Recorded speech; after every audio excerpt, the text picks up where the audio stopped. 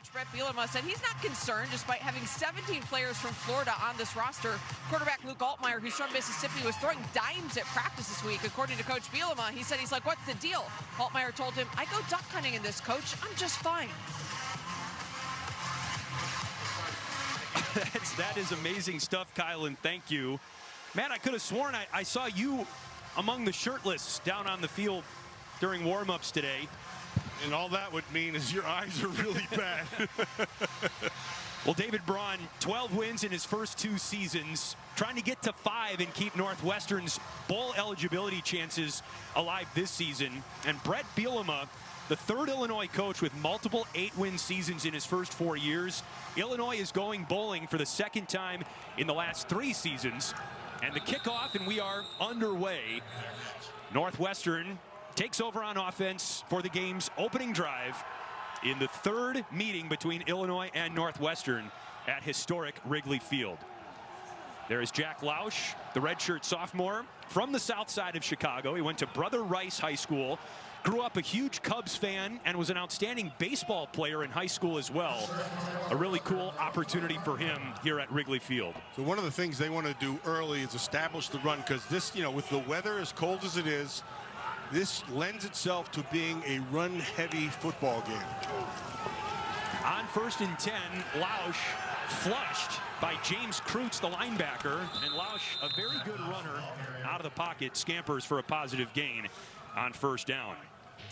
This Northwestern offense has struggled at times to put points on the board, and their skill position players, there's a lot of experience here. Cam Porter, a graduate senior. Bryce Kurtz has averaged over 14 yards per catch over the last 2 seasons. There has been some turnover at the offensive line position collectively this season due to injury, but Caleb Tiernan, the left tackle, has played almost every snap this season. On 2nd down, Cam Porter is stacked up. Alex Bray anchoring that Illinois defensive front that has been very good this season. It's an outstanding defense.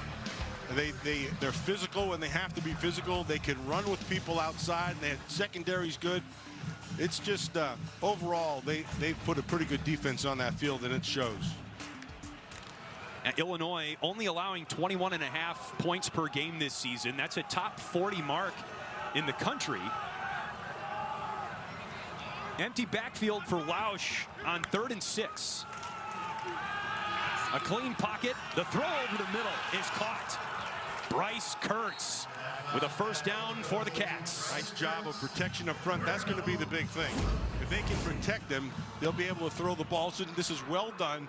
What you don't see on the other side is they cleared out on the one side to get the safety to bite, and then they came back on the inside in that hole. Kurtz is Northwestern's leading receiver this season, but does not have a touchdown grab on the year. 1st and 10 for Northwestern. Porter in the backfield with Lausch. There's Kurtz again. And he slides out of bounds around Jaheim Clark after a 7-yard gain at 2nd down. And Kurtz a little slow to get up, man. Yeah, they need him, man. He's 90% of that offense. This smart football right here. Just they're playing in the zone, so he's going to throw underneath it, and Kurtz just takes what he gets. You can see him right here. It's just a simple catch, just kind of slides out of bounds. Really cold today. I mean, does that change your warm-up routine when you're stretching pregame? Cold does different things to different people. Some guys love it. Some guys, they have a hard time with it. That throw is low at the feet of A.J. Henning and incomplete. Brings up 3rd down. He didn't step into it all the way. He needed to get his feet right on that particular play, but it was set up nice. I like what they're doing here. They're coming out. The first play, pushes the ball a little bit downfield. And now he's trying to then throw back underneath, just work his way down the field. Smart. Northwestern has already converted a 3rd down on this drive. Looking for another one here with the ball just inside Illinois territory. Looks like they're going man coverage outside. Lausch keeps it. He's got real estate. downs for a Northwestern first down. Nice read by him. Nice read by Lausch. Lausch can run. Sure can. Yeah, he can get up, he can pick him up and put him down pretty well. You're going to watch and see. Here's the read. He's watching to see what that end, number 7, as he drops inside. Matt Bailey's going in for the hit, and he takes advantage of that aggressiveness and gets around the edge. And in Illinois' last game against Rutgers, Ethan Kaliak-Manis, Rutgers quarterback, was able to run successfully at times against this Illini defense. 1st and 10, a good opening drive for Northwestern. Lausch finds Henning. Henning picks up a block from Hayden Elegant and scampers after the catch for 12 yards. Another first down for Northwestern. That was the key, the block right there, like you mentioned. Did a really nice job, and because of that, he was able to pick up that first down. You watch, he's going play action to the one side, get everything away, picks up with the help of that block, he picks up that first down. Really well done. Who says wide receivers can't block, Matt? Me, most of the time.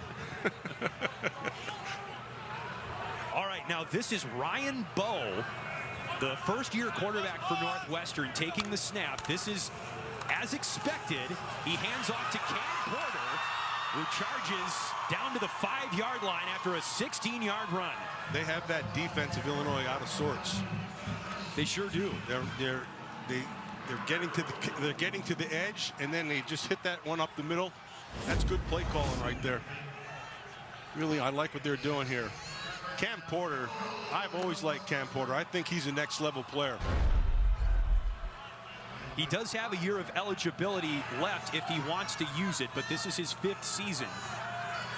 Jack Lausch back at center, under center, if you will, and he hands to Porter, who's stacked up but picks up a couple to the 3, and it's 2nd down. This offensive line is doing a nice job staying, you know, they've always been good in terms of knowing who to get to. Sometimes they struggle with staying on those blocks. But right now, they're doing a pretty good job. And again, it was, according to script, that Ryan Bowe would get perhaps a play or two on the opening drive for Northwestern. He might actually get a series to himself later in this game. So not an injury situation or a performance situation here, as Lausch looking to the end zone, and he throws it dangerously away over the head of Gabe Akis, the defensive end. It's 3rd and goal. Nice job by Bailey, number 7, the safety. He locked onto that tight end. They had nowhere to go.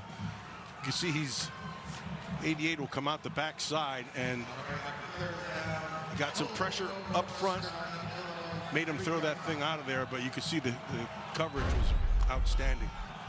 I really like number 7, that Matt Bailey. That kid can play. An outstanding hitter. He's got good instincts.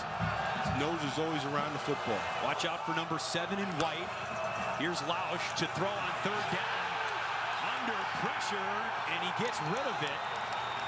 No receiver in the area, but it was at or beyond the line of scrimmage.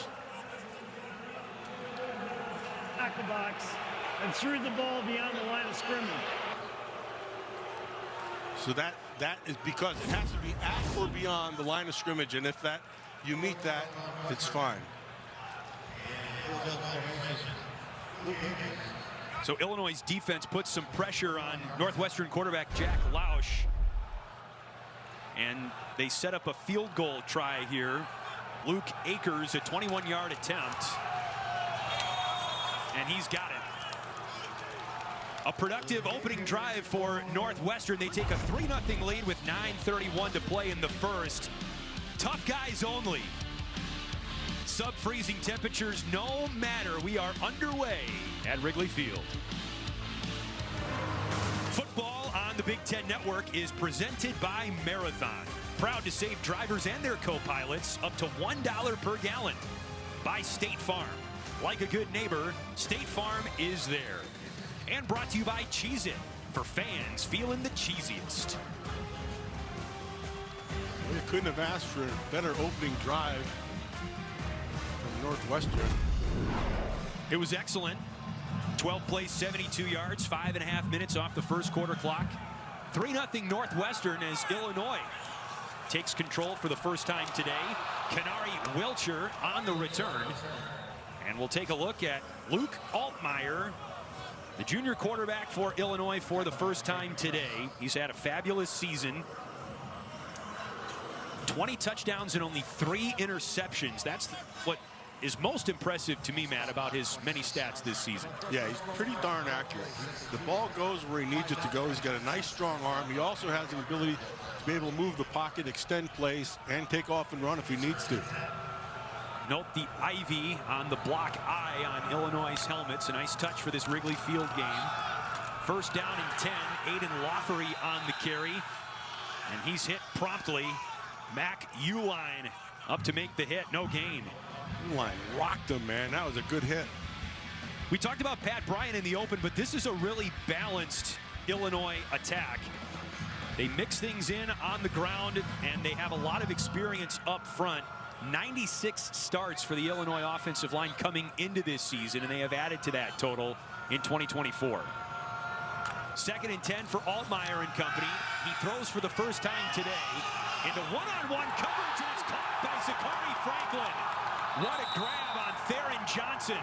A chunk play for the Illini. First down into Northwestern territory. Yeah, what you're going to see, they went pure man right away. And he's locked up man-to-man the whole time. The quarterback saw it right at the start. And this is just an outstanding catch. A great job of not giving his eyes away so the defender couldn't find out when the ball was getting there. That's just a really nice job and a big-time catch. 43 yards for Zakhari Franklin, the Ole Miss transfer. Here's Laughery on first and 10. Makes a cut. He's on his way to right field. Touchdown, Illinois. Like a line drive. Yeah. 30 yards for Aidan Laughery, his second touchdown of the season. That was really well blocked up front, and then a poor job of tackling in the second. It looked like this, either the backer or the safety missed this thing. Coming right down, right in the hole. You got to make that play. You've got to make that play.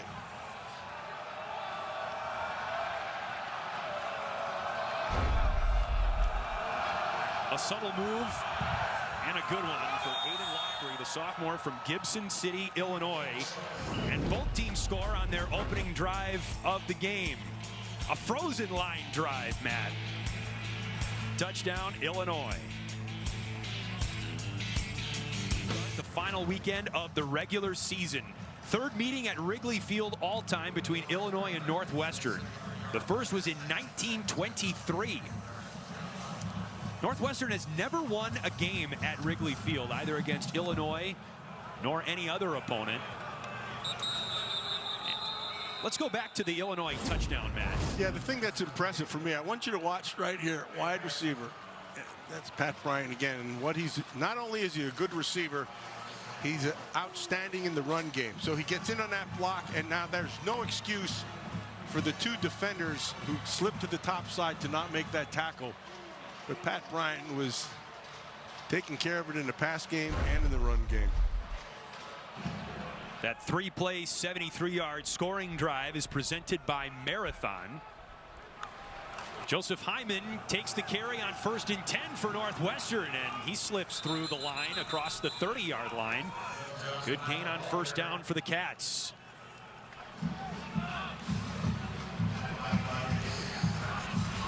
Hyman, a redshirt sophomore from Little Rock, has emerged as the primary back behind Cam Porter this season. One of the things that I watched on tape, and it looks like they've corrected right now, this offensive line was coming off the ball very high. Their first step was straight up and down, and they were not getting great push. But boy, these last couple of plays, they've been able to get some really good push in their run game because their pad level's lower. Well, a first down completion there thrown by Ryan Bowe, and that is the first attempt and first completion of his college career. It's to A.J. Henning, the veteran. 8-yard gain for number 8, and it's first and 10. Bowe is from Batavia, Illinois, but was actually recruited by Northwestern head coach David Braun to North Dakota State. Switched his commitment when Braun came to Northwestern. Here's Bo over the middle, and the pass is broken up, intended for the tight end, Marshall Lang. Matthew Bailey, that's your guy, Matt, in coverage. Yeah, he can do it in coverage. He's just around the football all the time. When you're matching up, now he's all over this guy. He shouldn't have thrown this ball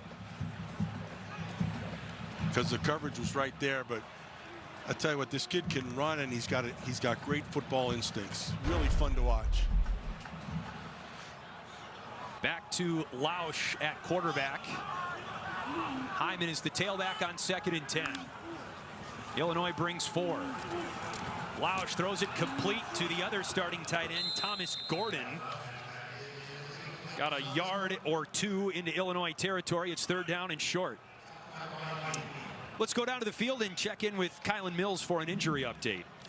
Chris, some unfortunate news for the Wildcats. I'm told that wide receiver Bryce Kurtz is doubtful to return after aggravating an injury on that first Northwestern drive. So that'll be a big hit to what this team wants to do on the outside, Chris. Thanks, Kylan, and that is sad news indeed for Kurtz, the captain, who's had a great season, almost 600 yards receiving. Oh, here's their go-to guy. That's the guy. Yeah. You need a first down, the ball's coming to him. You need a play to be made, the ball's coming to Kurtz.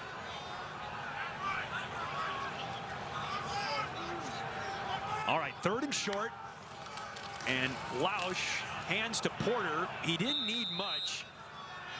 Tackled right away by Dennis Briggs Jr., but a 2-yard gain good enough to move the chains. Nice job up front again. They're just grinding when they have to grind.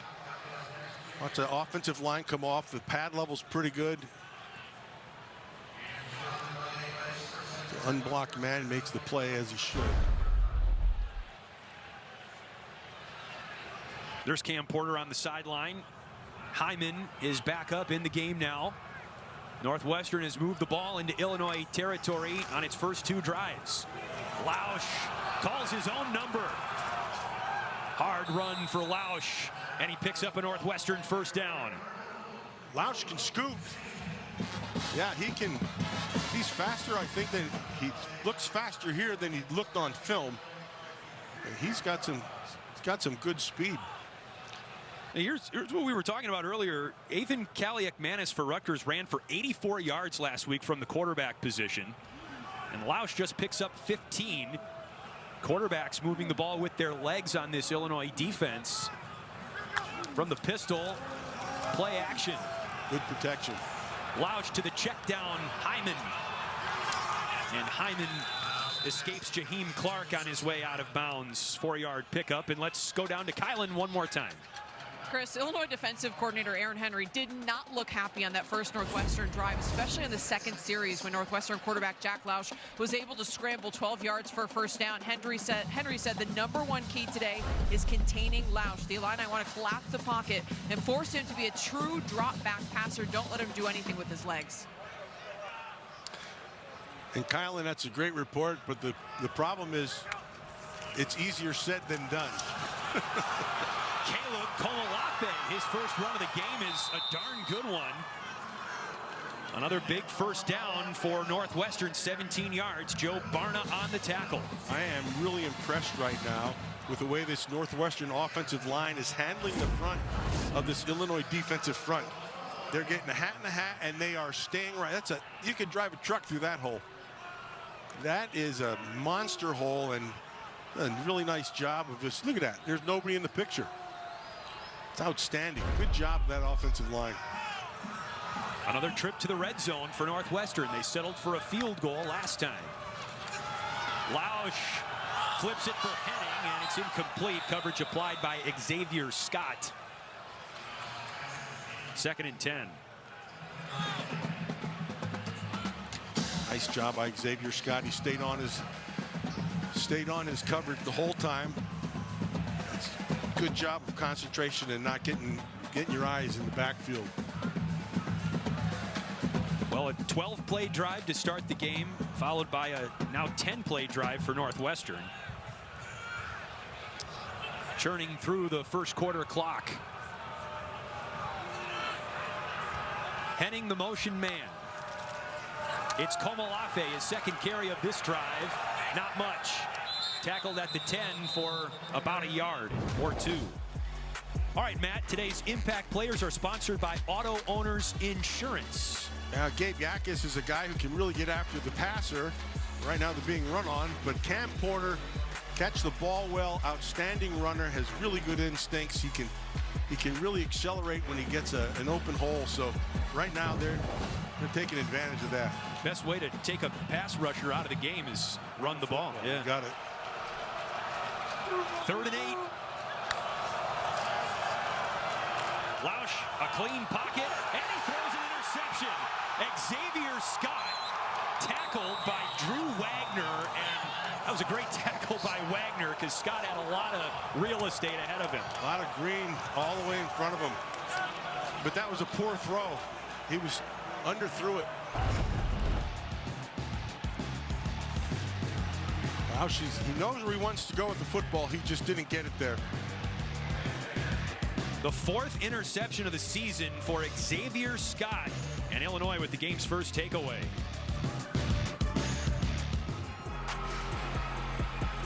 Well, Xavier Scott, Matt, he's got a nose for the football in the secondary for Illinois. That was good disciplined defense by Scott. He didn't bite on anything underneath, and the net result was a pick. Now, Illinois backed up to start this drive.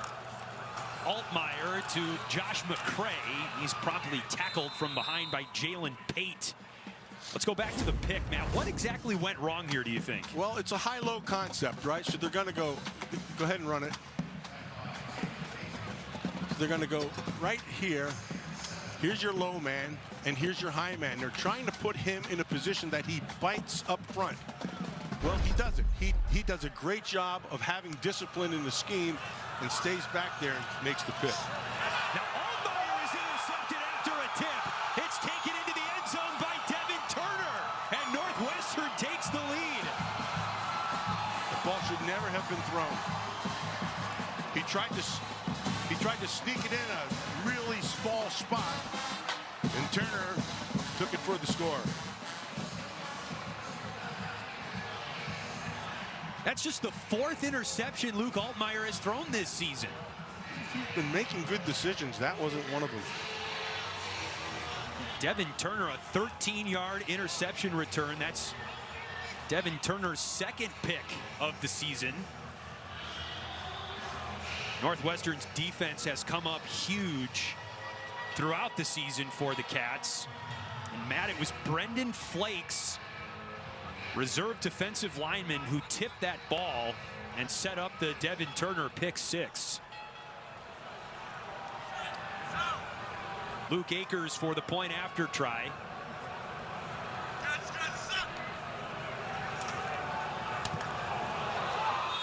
It's good.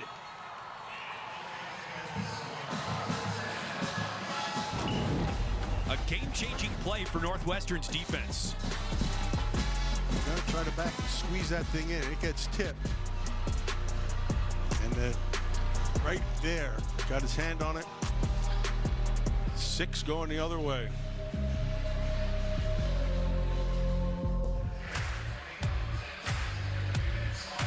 Devin Turner, exuberant on his way to the bench after returning an interception, 13 yards for a Northwestern touchdown. 2nd pick 6 of the season by Northwestern. And they lead this rivalry game over Illinois 10-7 late first quarter with the Land of Lincoln Trophy up for grabs. It's the 118th meeting between these two programs, one of the oldest rivalries in the Big Ten. Illinois leads the all-time series 57-55 and 5. Here's Hank Beatty on the return. And Beatty, he never was down, Matt. I don't believe he was on top of a Northwestern player, Jake Arthurs. So he got a few more yards out of that return.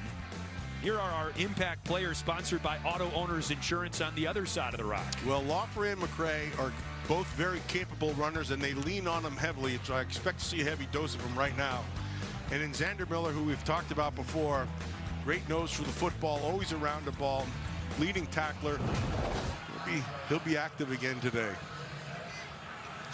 And there is Xander Mueller, Third team all Big Ten a season ago for the Cats. He missed 3 games with an injury this season, returned last week against Michigan. On 1st and 10, it's Josh McCray.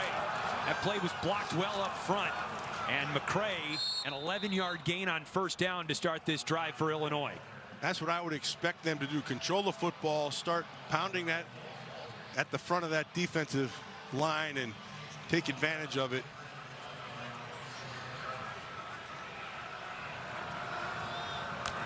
On 1st and 10, Altmyer with time.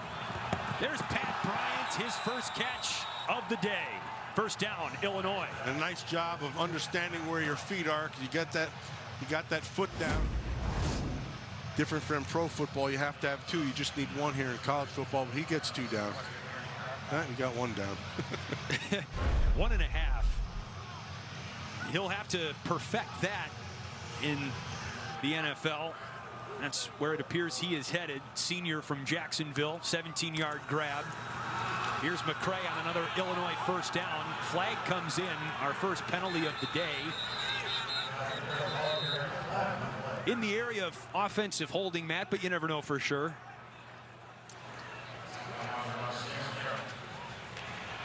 Holding. Offense number 74. 10-yard penalty from the previous spot. That's Cole Knipple. Our referee today, J.C. Davis, guilty of the hold. They're going to watch it, number 74, right here on the left side. One hand in. Oh, he grabbed the shirt. Anytime that shirt pulls away, that's a dead giveaway. A red flag that draws a yellow flag. Thanks for laughing. 1st and 20. Ball still in Northwestern territory. Altmyer finds his safety valve. Josh McCray out of the backfield, and Xander Mueller and Theron Johnson tag team on the tackle, a gain of 5. That was really an impressive throw. He went there at the last second. He had to know where he was. Altmyer was looking down the field for the big play and then just kind of threw it sidearm.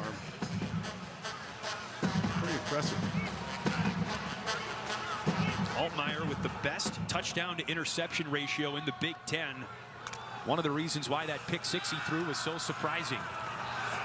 Altmyer with all day to throw, and he almost threw another interception. He was looking for his tight end, Tanner Arkin, and the route was jumped by Josh Fussell. That should have been picked. Good hustle by Fussell. I couldn't help it. Yeah, but that had a chance for taking it back all the way.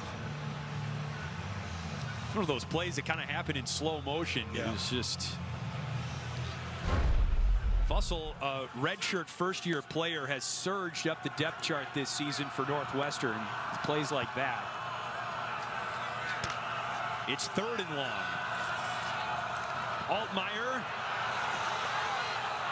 to a wide-open wide receiver. It's Colin Dixon. And he has a 1st down to the 5-yard line. 38 yards on 3rd and 15. That play was brought to you completely by Altmyer's feet. He got out. What a way to end the first quarter. They have moved the football every time they've had it here in his first quarter. We've seen plays by both the offenses and the defenses to start this Land of Lincoln Trophy game. Friends, let's go friends. Start of the second quarter, let's check in with Kylan Mills. Coach, your defense got some points on the board. Your offense was able to move the ball down the field. Now how do you finish in the red zone? Yeah, we got to do a better job of finishing the red zone on offense. Huge play by our defense. Got to force Illinois to kick a field goal here. Thanks so much. Thanks, Colin. 1st and goal for Illinois after a 38-yard completion to Colin Dixon to end the first quarter. On the plunge, McCray got a couple, brought down just inside the 3. What you're going to see here, they're going to take away the receiver up here on the top side, and then he's going to come all the way across here. right back here is what's going on. There's nothing for him to see down to the left side, and because he uses his feet to get out, he's able to complete that big throw. Look at this, they're coming 4 by 1. 4 to one side, 1 to the other. Now they're going to shift. And then a whistle. Timeout. Northwestern. Timeout, Northwestern. You know what? We'll take one as well. Well, 2nd and goal when we come back. at the top right of your screen, you see head coach Dave Braun from Northwestern. He is running down the sideline because he notices right there Pat Bryant is going to be matched up one-on-one on the outside. He calls a timeout, and Bryant was like, really? That was my shot. You could totally tell based on his reaction the play was going to him. He saw the matchup that he had. Now a whole different formation here. A 2 tight end set for Illinois. Altmyer under center, gives to Josh McCray, pushing the pile toward the goal line. He didn't get there. It's 3rd and goal.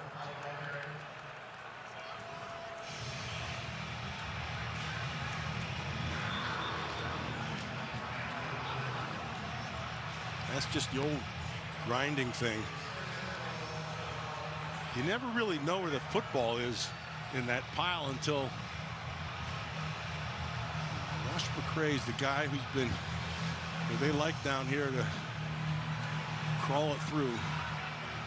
8 rushing touchdowns this season for McCray. That's far and away a career high for him, even though he hasn't hit his career high in rushing yards yet. And now another timeout, this time taken by Illinois. Yeah, Brett Bielema didn't like what he saw. We'll keep it here this time with a big 3rd down and goal try coming up for Illinois. Experience the expanded Big Ten Conference like never before with Big Ten Plus. Stream thousands of non-televised live events across the Big Ten. Plus enjoy next day game replays for every Big Ten game. Subscribe right now at BigTenPlus.com. You got about a 1.5 feet to go for a touchdown. They had all the big guys in there. Any kind of number that was in the teens didn't exist. That's right. It was all in the 60s and 70s. Well, Illinois commemorating this historic occasion, a football game at Wrigley Field, with a nice addition to their helmets, the block eye specifically. These two teams last played at Wrigley Field in 2010. And it was an historic game for Illinois. They rushed for 519 yards in a 48-27 win. Yeah, LaSure went off in that game. Yeah. 330 yards rushing for Mikel LaSure. No man wins down here. 3rd and goal. He goes high. Altmyer on the quarterback sneak. Northwestern thinks it's 4th down. No, it's a touchdown for Illinois.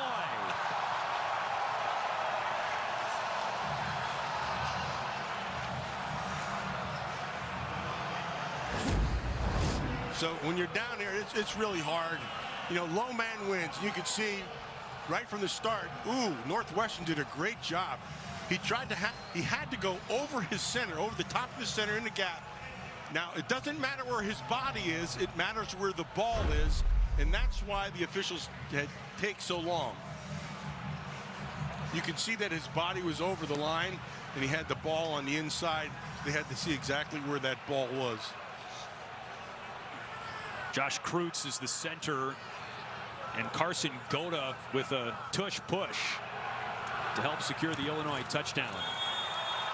David Olano with the point after try, and Illinois regains the lead, 14-10.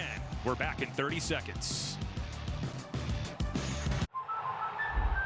Red 25. You're going down. It's a hut. Life's better when you're under our roof. I'm open.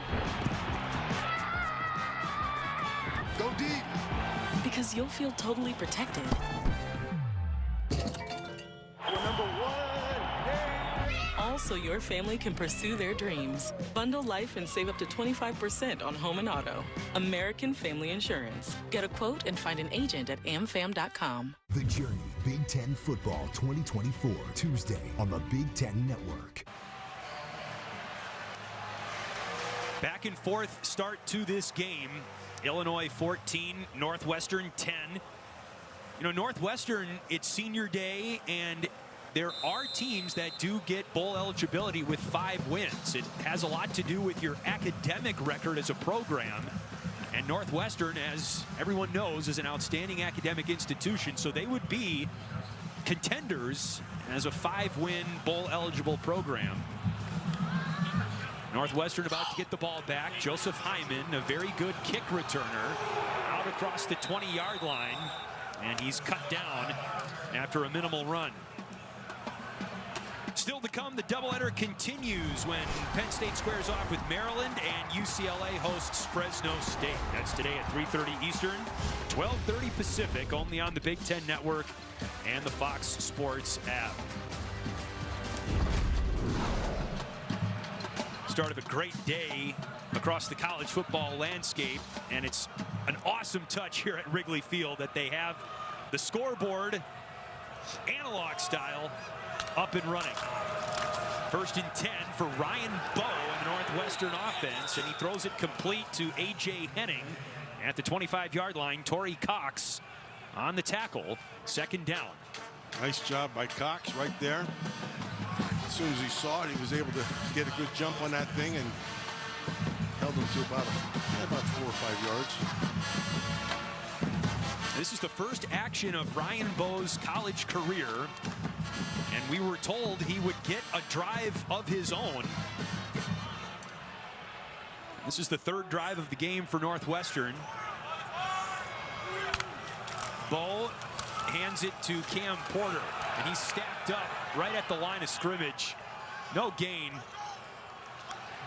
An outstanding job of that defensive line to shed their blockers. It's one thing, you know, to get blocked. When the guy gets on you, now get rid of him.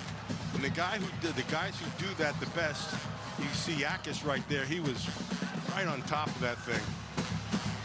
Did a great job of disengaging and making the play. It's a really good front line for Illinois defensively. They're without one of their better players, Seth Coleman, who was injured late in the win against Rutgers last week. A 3rd and 5 for Bowe and Northwestern. He gets drilled, and he overthrows A.J. Henning, the guy you were just talking about, Gabe Akis. Gabe Akis, I've been watching him as he's been growing. He, as a sophomore, was, he may weigh about maybe 230 or so. And now he's about 270 pounds, and he can still run. And he's a powerful guy. He can beat you with speed, he can beat you with power, and he does a nice job of converting. Really an impressive player. He's got 8 sacks and now 9 quarterback hurries on the season. Forces a Hunter Renner punt here, and it's Hank Beatty on the return, one of the best punt returners in the Big Ten. He scampers across the 40-yard line and sets up pretty good starting field position for Illinois. Gabe Akis with the big stop on 3rd down prior for the Illini. Some program highlights for Illinois football this season, and there have been a lot of them. They've been in the AP poll almost every week this season. They're bowl eligible for the 2nd time in the last 3 seasons under 4th-year head coach Brett Bielema. And speaking of Coach Bielema, 17 Big Ten wins in his first 4 seasons. Bielema's 16th year as a head coach, and now 2 great runs with 2 Big Ten programs, Wisconsin and now Illinois. That's Khalil Valentine on the 1st down carry for Illinois, and there's Coach Bielema. He and the program got to Wrigley Field yesterday evening, did a site survey, and now bundled up here on this cold Saturday after Thanksgiving to close out the regular season. Iowa guy? That's right. But from Prophetstown, Illinois originally. Here's Altmyer to throw behind Zakhari Franklin. And Altmyer's had a couple of close calls through the air today. Still pushing the ball down the field. the one thing you really do like about him. He sees the field pretty well and gets the ball out. Here are the Illini taking the field yesterday evening in a great photo and video opportunity. Just a great experience for the players.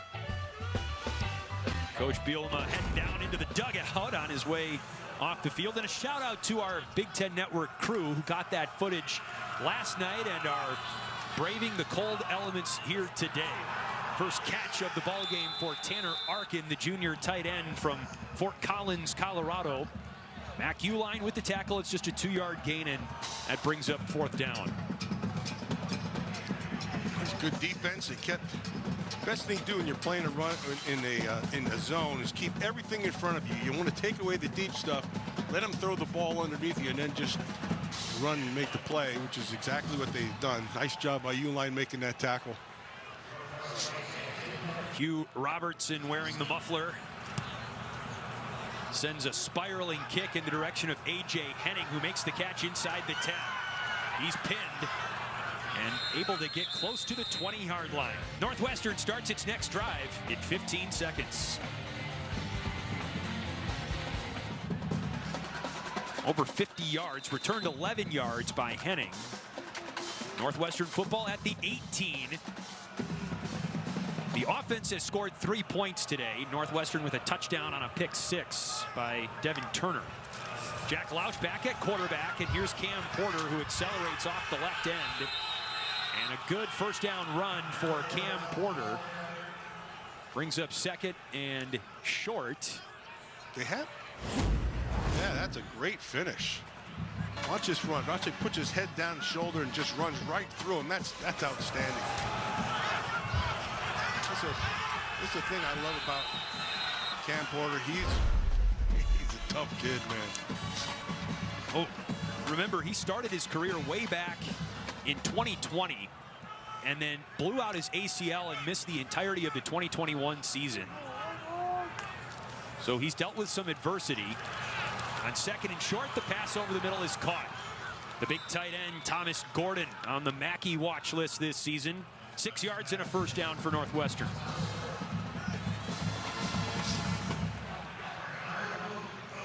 They've been running the football pretty darn well. Part of that is a quarterback taking off, but that's, you know, he's got some wheels. Lausch has got 56 yards passing, 30 yards rushing for Northwestern today. 1st and 10, 3 wide to the left. And that's a little bit high past A.J. Henning. Incomplete. For a little bit more on Northwestern's quarterback dynamic, let's send it down to Kylan Mills.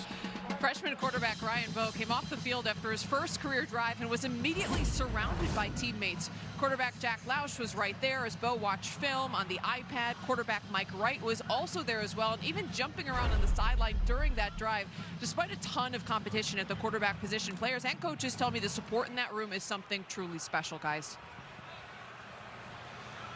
It's great to have, for sure, and it's expected to be the battle of the spring. Jack Lausch and Ryan Bowe expected to compete for the starting quarterback designation over the offseason.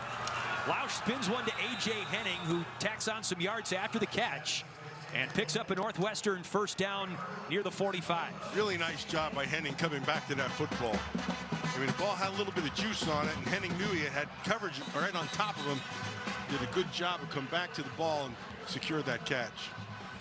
Remember, Bryce Kurtz, Northwestern's leading wide receiver, 2 catches on the first drive of the game and aggravated an injury, doubtful to return. So A.J. Henning, who's caught over 50 passes this season, becomes the go-to guy for Northwestern's passing attack. The previous play is under further review. All right, they will review that play. If it was a catch or not. Yeah. We'll stay here while they review this. And remember, Henning made a move after the catch. Perhaps. Looked like a clean catch. Perhaps he was down. Let's take a look at it. Yeah, it's a catch. Is the knee down? After an expedited video review, the runner was down at the 40-yard line. We will reset the chains. It'll be 3rd down with 3 yards to the line of game. So some implications on that reversal. It's not a 1st down for Northwestern. Instead, it's 3rd and short.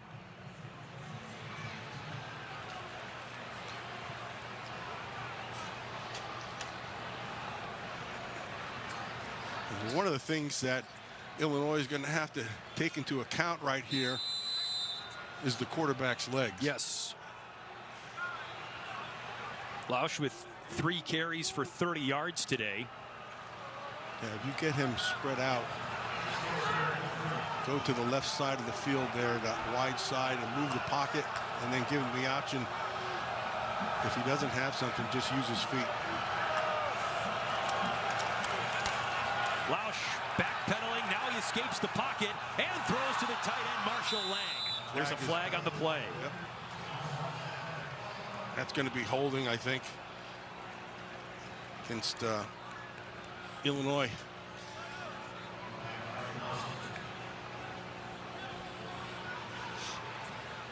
It's a 1st down grab either way. Yep. And a nice job of the quarterback using his feet again to get out of trouble. 10-yard penalty, automatic 1st down.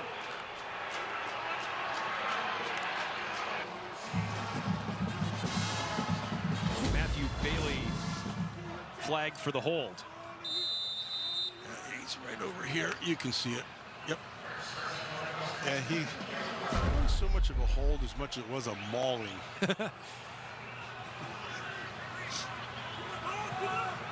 Ryan Bowe back in at quarterback.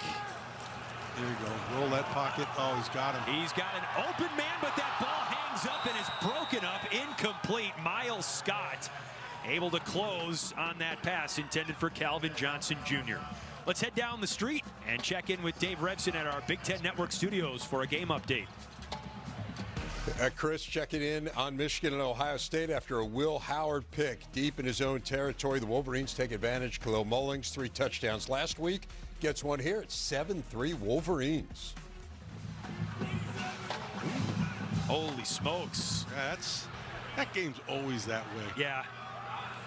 I mean, it's a cliche to say throw the records out, but that game in particular, the game.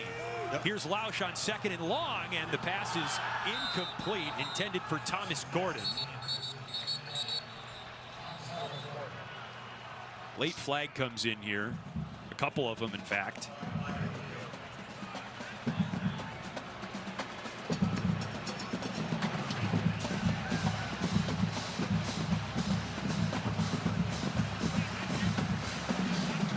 It's against Northwestern.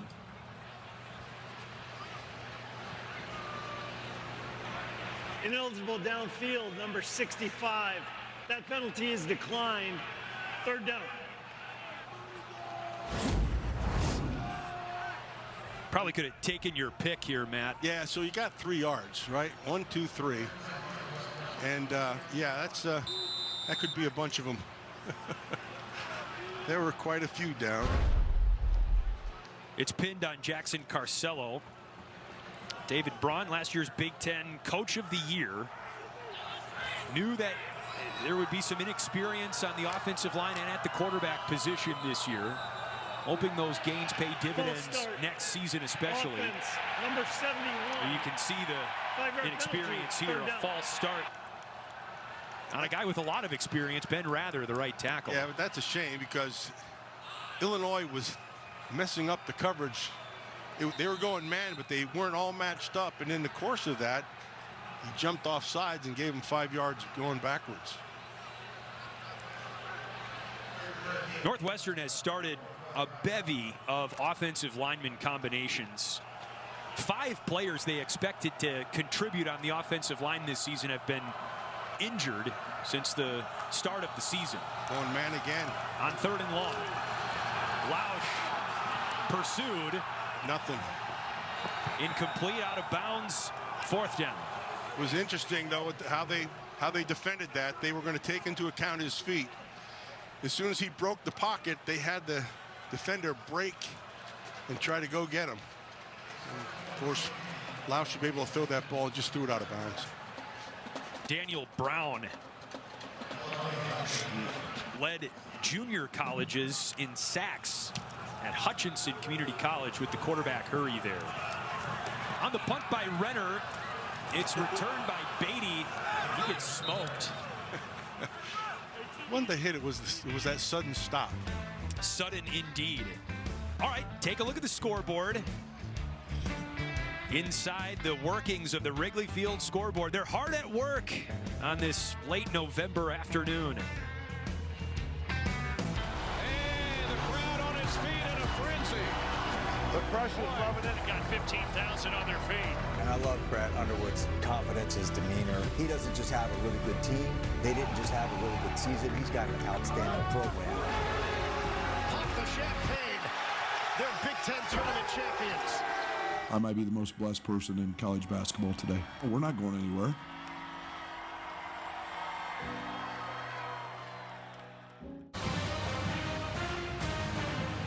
Friday, don't miss men's hoops when, look at this matchup, Illinois Northwestern. Same matchup, but indoors and on the hardwood.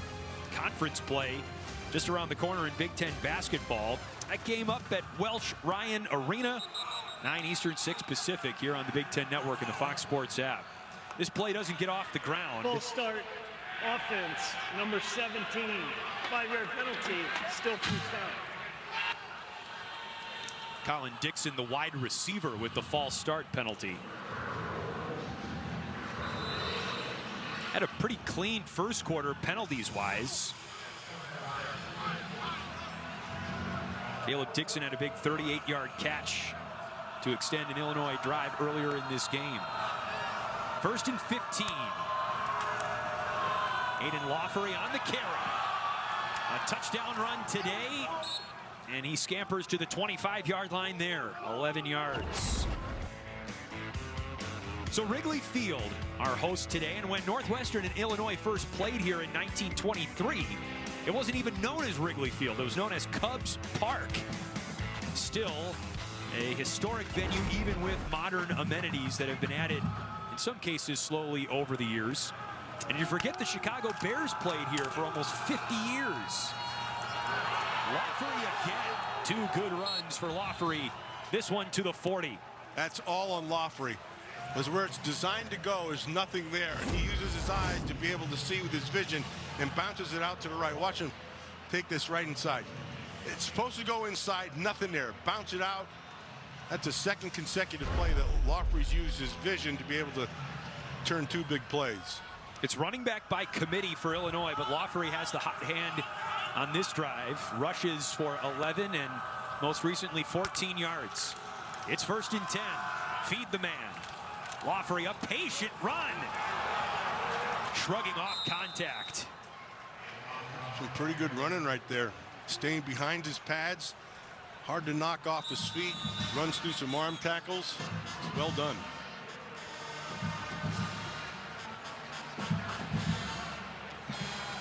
Got a guy down here for Northwestern.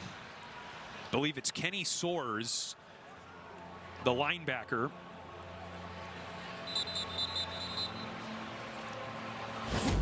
Let's see what happened here. Oh, let's see. Hey, looks like he got a knee to the helmet. Ouch. He's walking off under his own power, which is good, but the medical tent is quickly constructed. It's 2nd and 1. Aidan Laughery has accounted for all 3 plays on this drive.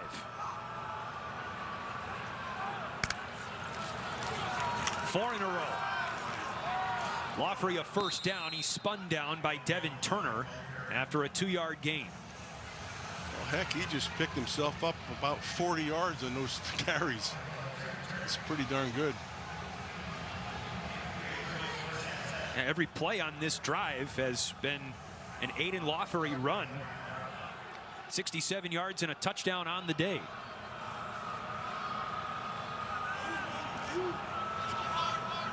Ball near midfield.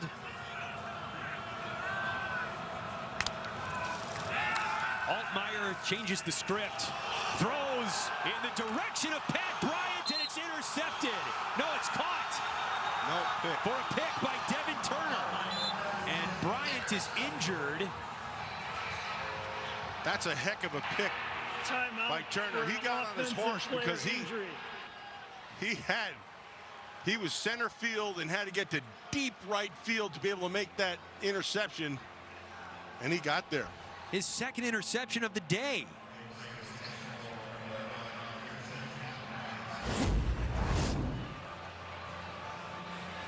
Yeah, that's just at the end. That's what you don't see is where he was playing center field, single high safety.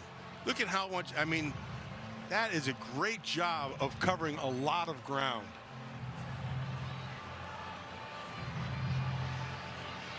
Yeah, you can see it from the inside here. He had a lot of ground to cover, not in a two deep look, but in a single high look. That's a great job. Good football play.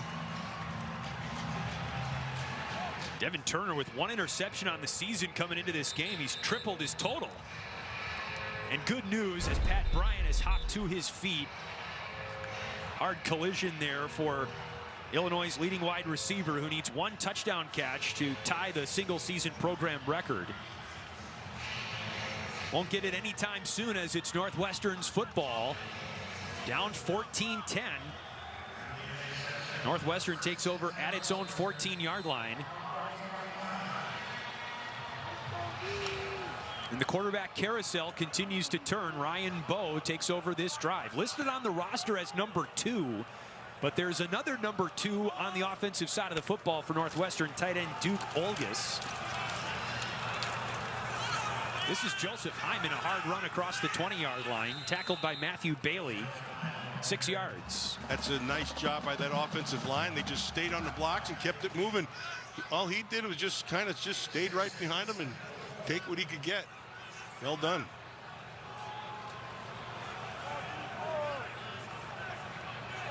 It's a nice job of this offensive line today. I think they brought their big boy pads today. Doing a good job of blocking that defensive front, which came in here playing pretty good football. Very well. And Illinois with 22 sacks on the season, coming in third in the Big Ten after Ohio State and Michigan. Here's Bowe. Deals high and incomplete, intended for Hayden Elligan, Bowe's first-year classmate. That ball took off on him a little bit. Third down and 4. I mean, what a way to make your college debut. I mean, you've been taking reps and sitting on the sideline though in every game this season, and now in the season finale at Wrigley Field, you play your program's arch rival, Illinois. But he's been getting reps in practice all game long, and so while we don't know him well, the coaching staff does. Sure do. But Lausch takes the controls for this 3rd and 4. Complete to the tight end, Thomas Gordon, to the 25. Good enough to move the chains. Nice job. Yep. Got exactly what he needed, knew where the chains were, and they moved it on. You're going to see that he just sitting around, they're playing a zone, but he knew where the sticks were. Just get beyond that. We were talking to Jack Lausch yesterday, and third down success rate was one of his keys to the game. Northwestern's been pretty good on third down today. Here's Joseph Hyman, who slashes his way to the 30-yard line and pushes the pile a few yards beyond that. That's some toughness to him, won't go down. Hyman's not a bruiser, but he's a little guy. He got behind his pads there. He does a nice job of using his linemen, let them do the work for him. He just hides behind him, and then when he sees that crack, he hits it. And linemen want to do that work too. Let those guys up front block for you. 2nd and 4. Caleb Komalafe bottled up, brings up 3rd down and short. Matthew Bailey just in the middle of everything, it seems like, for Illinois defensively. Bailey coming down fast. When you have safety coming down hard, that hard, you want to go play action. get them to bite and stick it over his head. Nice job with the down linemen as well. They did a good job of beating that front four, or the front five, I should say, that offensive line. So it's 3rd and 3.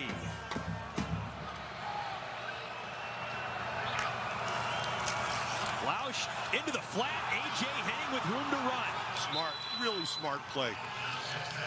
So they line Henning up on the outside in that kind of like a double position. Then they move him back inside on the motion, and then you see the defender. He already got caught, and so when he moves back out, the defender has more area to cover than the receiver did, and it gives him the first down. Deceptive play call by first-year offensive coordinator Zach Lujan. And on first down, the pass is jarred in the air after Thomas Gordon was hit at the point of reception, and Jaheim Clark breaks up that pass to set up 2nd down. Yeah, that's a nice job sandwiching that tight end. Watch the break on the ball. It's a good break on the ball. The ball's right where it needs to go. In the hand, boom. And then right in between, they just knock that ball out. Good defense. Luke Zardzin, reserve linebacker, in on the play as well. Here's 2nd and 10. Lausch incomplete, looking for Calvin Johnson Jr. That happens to him more than one occasion. He doesn't step into the ball all the time, and the ball just drops short. He had him. Yeah, he had him. 2-minute timeout at Wrigley Field. See if he can use his feet to be able to buy some time, but the defense got to be able to get this ball back. They have enough time under the 2-minute mark. Maybe get that ball back and put some more points in the board. 3rd and long. Jack Lausch into one-on-one coverage, and the pass is hauled in by A.J. Henning. Henning ran that perfect, and Lausch threw the ball the only place it could be. You either go over the top, or you have to throw it back underneath him. And because the defender, watch, the defender has his back turned to him, he's going to underthrow it. That's perfect. You can't do any better than that. Really well done by Lausch. 26-yard pitch and catch, and now Caleb Komolafe scampers for a good rush on first down. 2nd and short, and Northwestern on the move. Northwestern's really, really good. So they're calling a really good game. They have them completely off balance. They did from the start. They take, and that Illinois defense is giving the matchup, the one-on-one matchup on the outside, and they're taking advantage of it with their guys. Over 200 yards of total offense for Northwestern in the first half. Outgaining Illinois. Lausch on 2nd and short, over the middle. It's the tight end Gordon. He drags Jaheim Clark with him and a couple other white shirts. Gain of 8. Of course, the clock stops, and they get the first down, so it gives them some time to be able to get that call in. Tell you, Northwestern looks really good. And again, it is a rivalry game, but in addition to that, bowl eligibility is not completely off the table for Northwestern. 1st and 10 in the red zone. Here's Cam Porter. Inside the 15, 2nd down. It's all in that offensive line. They're doing a really nice job of staying on the blockers and just getting a push. And then the running backs are doing a really nice job of just staying behind or being patient and taking what's there. Final minute of the first half. The 118th meeting between Illinois and Northwestern. Cats have won 7 of the last 9. Henning in motion. Lausch for Henning. Through his hands, incomplete. Coverage on the play by Xavier Scott, who has an interception today. Had he caught that ball, he would have been out of bounds regardless. So back to the drawing board. I like Henning. I like Henning, obviously, but I want to see Lausch. I like when they move him and he can see the field a little bit better, and he makes actually better decisions when he's on the run.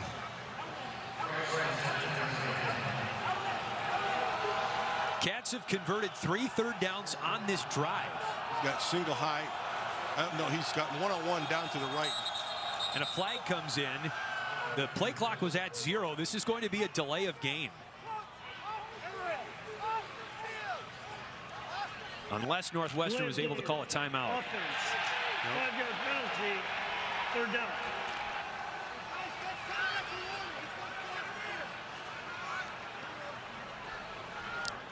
Remember, Matt, the final 4 minutes of the first half, the first 4 minutes of the second half have been really problematic for Northwestern. It's where they've lost a lot of their games this season. Games that have otherwise been pretty close. Trying to finish the first half strong here and punch it in. On 3rd and 10. They went man. Lausch dancing. He's in trouble, and Malachi Hood drags him down for a sack. Outstanding by Hood. He just tracked him down. That was a great job of just pure speed. Lausch can run. You're going to watch him right here. His job is right here. Don't let him get out. See how he's spying him right there? The whole time. That's his job, is to just go get him if he runs. And he does a great job of running him down. Hood, the sophomore out of Joliet Catholic, his first sack of the season, and Northwestern calls a timeout to set up a field goal try with 3 ticks left in the second quarter. That's a lot. It's a lot harder to do than what he just showed right there. You know you have a guy who can run, but Lausch can run as well, right? What you don't know is where he's going, so you try to stay in the middle of the field, but inevitably, when the quarterback starts to move, you have a tendency to overreact a little bit with the movement. And then when he does take off and run, you really got to hit the jets. And that time he did. He ran him down really well. Well, impressive pursuit by the sophomore Malachi Hood. So Luke Akers, who hit 2 field goals last week against Michigan, out for his second field goal attempt of today. And a timeout taken by Illinois. Illinois, second charge of the half, 30 seconds. Icing the kicker takes on an added layer on this frigid day at Wrigley Field.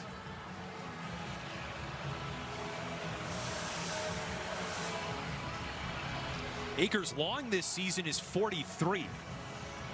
This one is 44.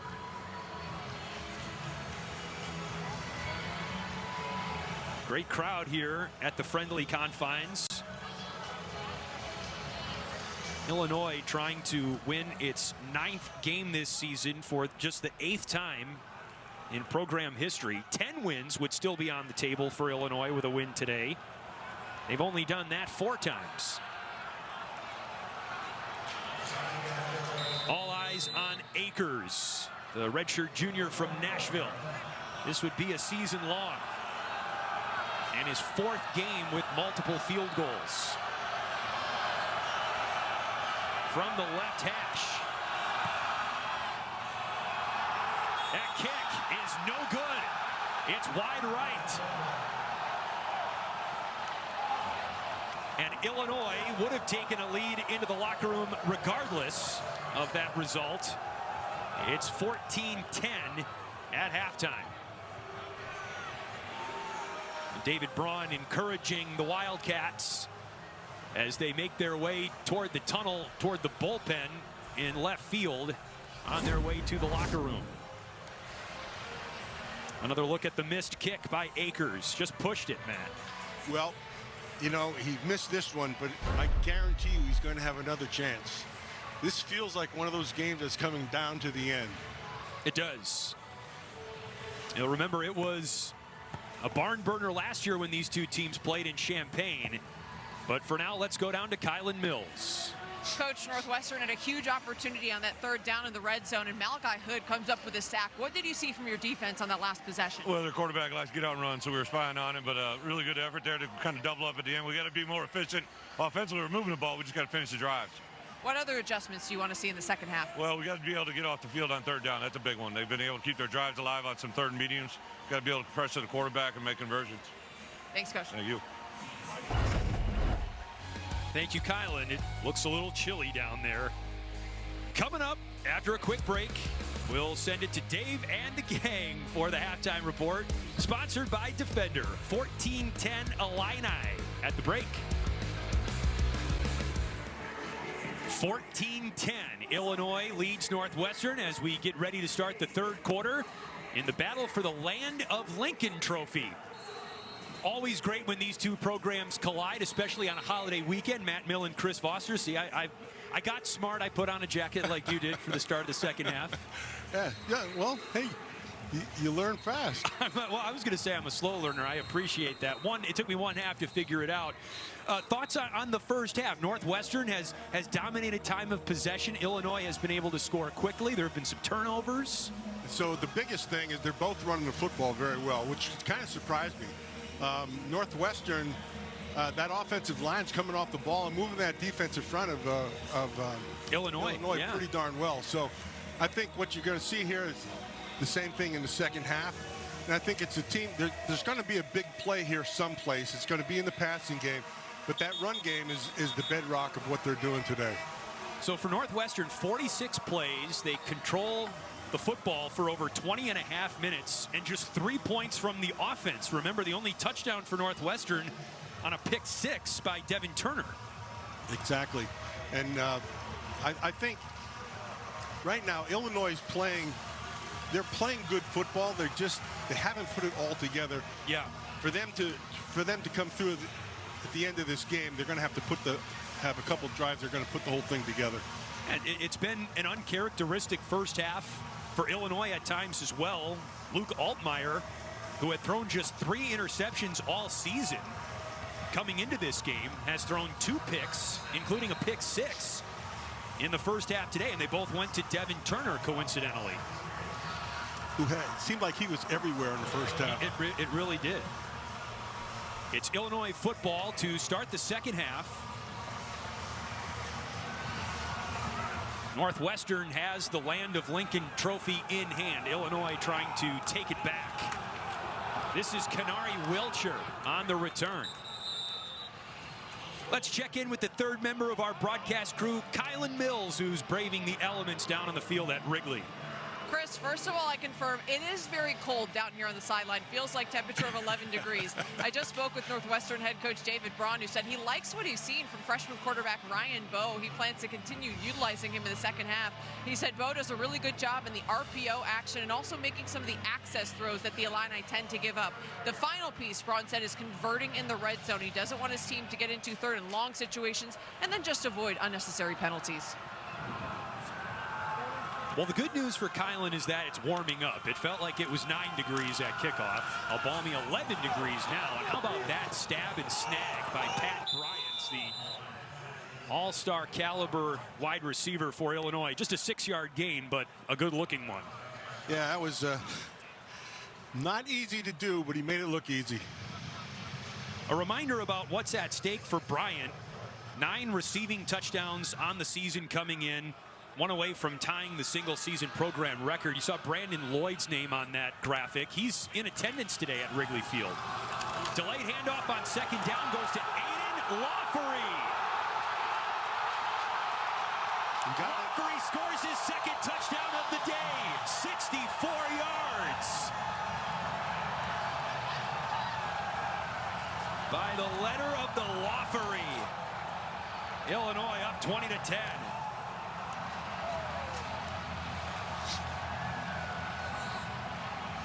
Nice job on the right side of that offensive line. Brandon Henderson, 75 in there. And Priestley, 58. Of course, Kreutz, the center. They all get on bodies, and then it's just out the gate. It was just pure speed from there. Laughery made one guy miss, and that was it. David Olano's point after try is through the uprights. It takes 45 seconds for Illinois to get on the board out of the locker room at halftime. Really nice job of this offensive line. I want you to watch how they stay on these blocks, right? They're going to stay and they get to the second level. But once that happens, you get a running back into the second level and guys are blocked up, that's a good chance something big is going to happen. So it's a draw. Nice job with the tight end with the fullback position. And then it's just a race. And from there, Laughery just takes it in. Really well done. And he knocked it out of the park. Now with a swing like that, I'll tell you.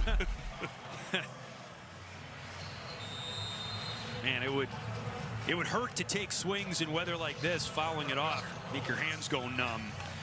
But Illinois, with 3 touchdown drives today that have taken a total of 5 minutes and 39 seconds. They have been like the fly in Illini on their way down the field today. Ooh, short kick. And Coco Azuma bobbles it and then gets hit hard.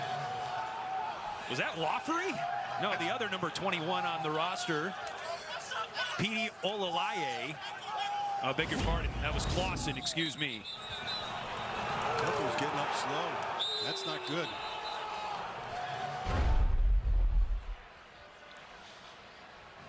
That's the 6th-year senior Coco Azuma, a 2-year captain for Northwestern.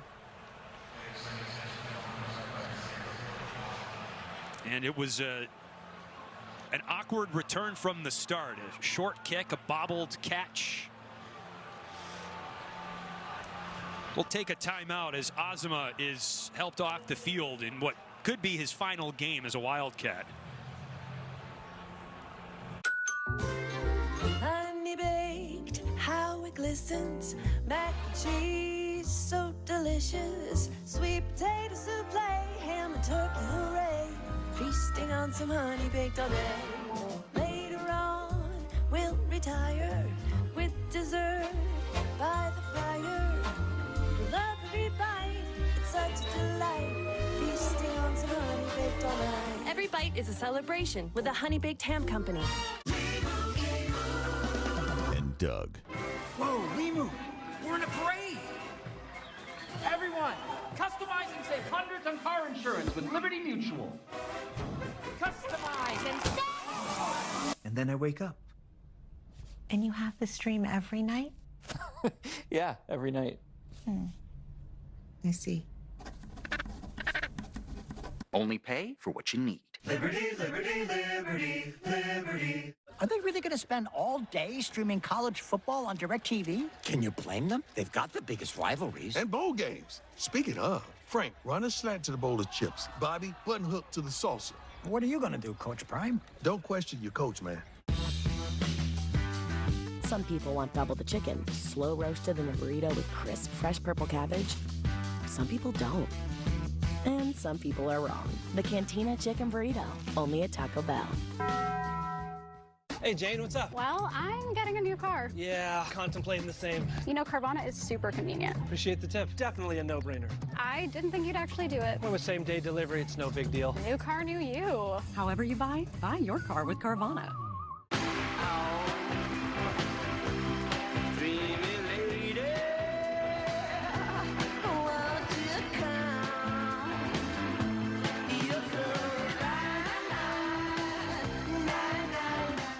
I was always told it would be impossible for me to hold hands with my wife on a walk.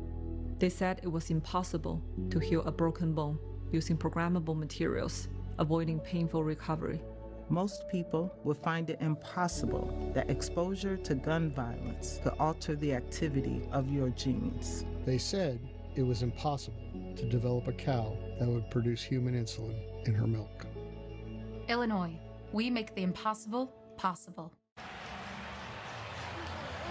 Coco Azuma helped off the field after he was injured on the last kick return for Northwestern.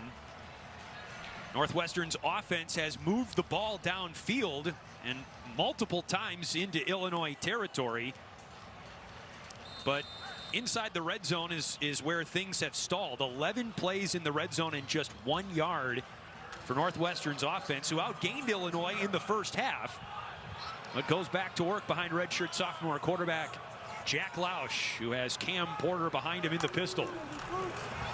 Porter the carry on first down, and he's wrapped up across the line of scrimmage by Alec Bryant. 3-yard gain, 2nd and 7. I would use Lausch's legs more here in this half. Let him become more of a runner. When you get a running quarterback, that just kills your defense. Scoring points has been the problem for Northwestern's offense this season. 4-7 on the season, 2-6 in the Big Ten. Henning in motion. And it's Porter again on 2nd down. A cut and a burst across the 30-yard line, very close to the first down marker. Let's go to Kylan Mills, who has an injury update on one of Northwestern's best offensive weapons.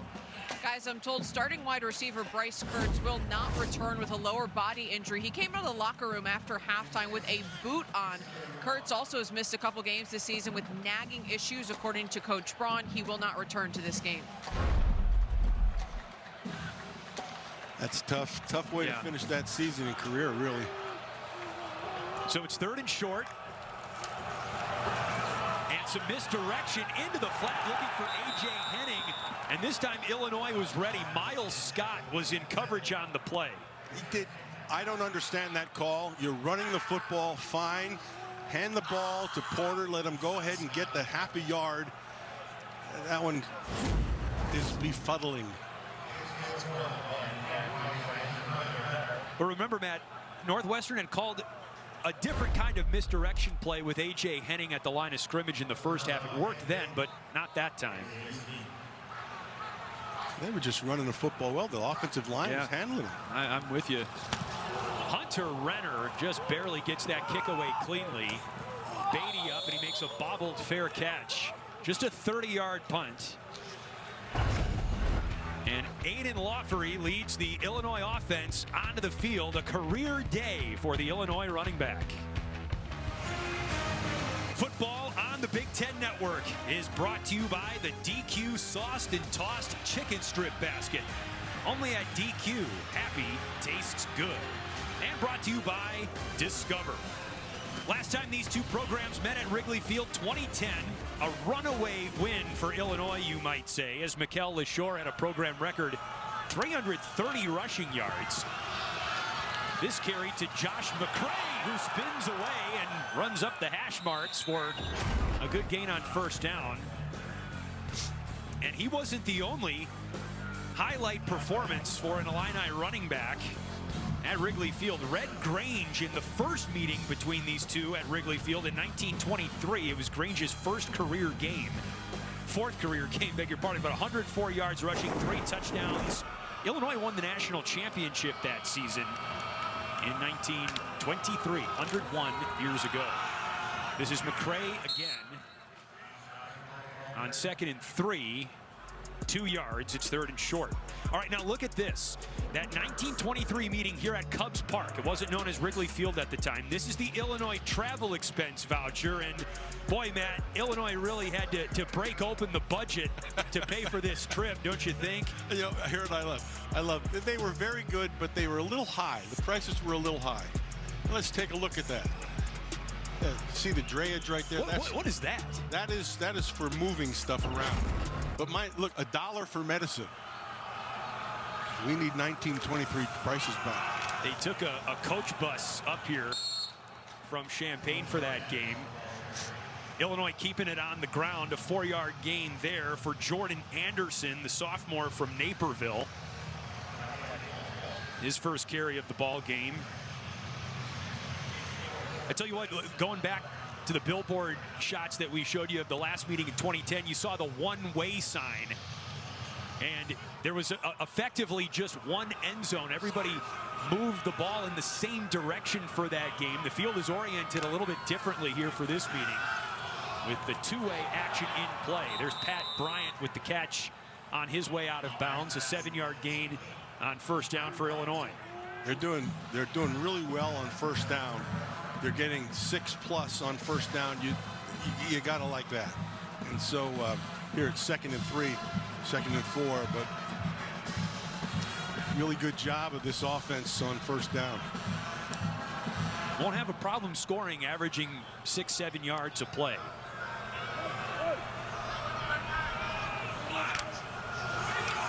Altmyer, a pump. Oh, he's got it. Now he rips it on the double move. It's Pat Bryant running his way into the Illinois record book. It's a touchdown to tie the single-season program record for Pat Bryant. And that was all Pat Bryant. He ties Brandon Lloyd and David Williams for most receiving touchdowns in a single season in Illini history.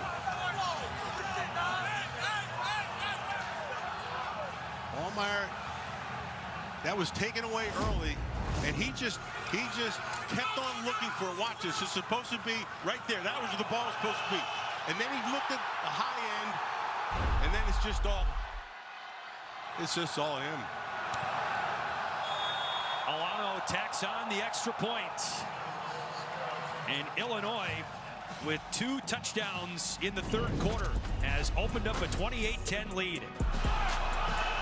Nice throw by Altmyer, right on the money. Bryant takes it the rest of the way, a 43-yard touchdown in an epic season for the senior wide receiver, his 10th receiving touchdown of the campaign. Big Ten Network. 28-10 Illinois after this touchdown pass from Luke Altmyer to Pat Bryant. That's happened 10 times this season now, and Bryant with another ball hit out of the park at Wrigley Field. 10th receiving touchdown of the year for Pat Bryant to tie a program record. Jake Arthurs makes the fair catch for Northwestern inside the 5. And let's take a look at that historic touchdown catch again, Matt. Yeah, so here's the whole key. I want you to watch this offensive line. The offensive line is doing a great job because I want you to show you why. Watch the quarterback's head. He's eyeballing right away. He knows exactly where he wants to go. He never takes his eyes off of him, lets him do a double move. That offensive line held that protection, and then he just took it in the end zone. Felt pretty good about himself. Rock on. 4 catches, 70 yards, and his 10th receiving touchdown this season. 1st and 10 Northwestern, and Jack Lausch is bottled up by Ryan Mead, senior linebacker from Brooklyn. No gain. Good little discipline there by Mead, and just keeping his eyes where they're supposed to be. He's just going to fake that thing, and he comes in off the edge and pulls him down. This is a better offense when Lausch's feet are in the mix. Yeah. No doubt about it. Lausch with over 100 yards passing and 22 yards rushing. You factor in a sack or 2 there to water down his rush total a little bit. 2nd and 10, a pump fake. Lausch lets it go. Here's threw it away. Yeah, in the direction of Hayden Elegant. Dennis Briggs was in his face.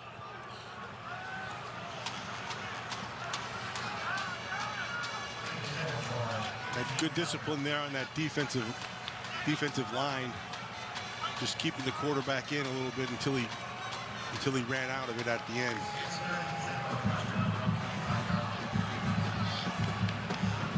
Cats 50% on 3rd down conversions today, well above their season average. This is a 3rd and 10, however. And pressure from Akis. The throw is caught by A.J. Henning at the 50. What an adjustment en route. That is fantastic by Henning. Henning read it perfectly. He has his guy beaten. He slows down, comes back to the ball as the quarterback gets absolutely crushed. Now I want you to watch him right here. Sean, slow down and go back. Oh, that's awesome. That is just a great adjustment. And catch. Great play. Henning with 7 catches for 91 yards today. And Ryan Bowe in at quarterback. He hands it off to Caleb Komolafe, who made a nice move, but not a big gain. Good tackle by Meade for just a 2-yard pickup.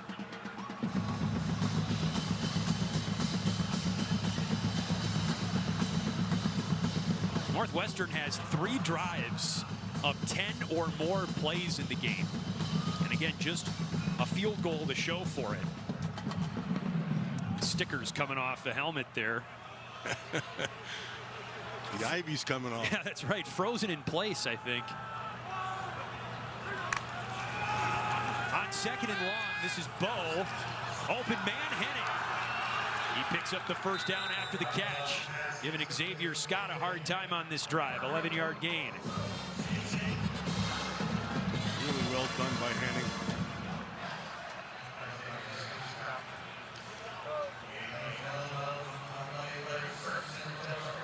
Bowe 2 for 6 passing in his Northwestern debut.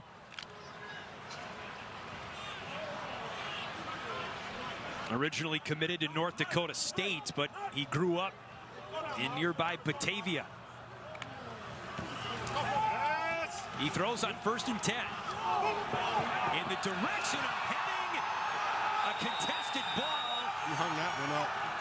And it was caught for a Northwestern first down. Hayden Elegant, my goodness. There were 4 players that could have come down with that ball. Elegant goes, look at this jump ball. Look at Xavier Smith all the way up. He goes high for it, but it comes down in the wrestling match for the ball. Right there. Incredible. I thought it was an interception at first glance by Xavier Scott. I think it probably was until he wrestled it out of his hands. Just the 3rd catch all season by Elegant. 1st and 10. Cam Porter on the ground. Pushes the pile towards the 15-yard line. We got to look at this catch again. Goes up high, so looks like it's picked right there, or hey, pulled it down through his arms. So right there, he has it in his arms, and then it gets pulled out the other side. Really, that's a great job. Great job of wrestling for it. Elegant does a really nice job doing that. First-year player from Lakewood, California. Northwestern's 4th trip inside the red zone today. Bowe delivers a strike that's incomplete, looking for Henning in single coverage. Henning may have lost it in the sun, I think.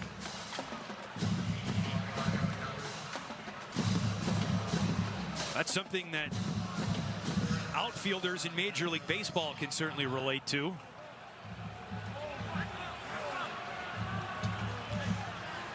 This is where they've stalled all game long. They've got to come up with a big play right here. 3rd and 7. Bowe still in at quarterback. Porter the tailback. Bowe looks Elegant's way, and the pass is batted down at the line of scrimmage and incomplete. Pat Farrell, the redshirt freshman from Oak Lawn, knocks that one down.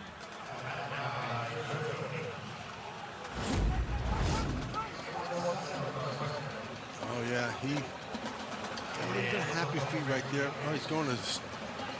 He tried to throw it sidearm, which lowered the height of the ball when it comes out of his hand, and it was able to be knocked down.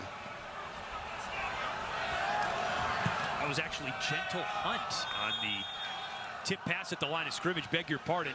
Either way, Akers knocks the field goal try out from 34 yards. And it's 28-13, Northwestern on the board in the 3rd quarter. The Big Ten championship game next weekend. It looks like it's going to be Nebraska, barring a comeback late in the 4th quarter. Here's Kanari Wilcher from the 5-yard line. He had the right idea. If he could have gotten out to that left side, there was no one out here. Jake Arthur's on the tackle, and let's check in with Kylan Mills. Guys, wide receiver Pat Bryant told me the eye-popping numbers, the success this season, as you just saw him catch a touchdown pass a couple minutes ago, is the product of a huge mindset shift in the last year. Bryant says he realized he needed to be more committed to his own development and disciplined in his routine.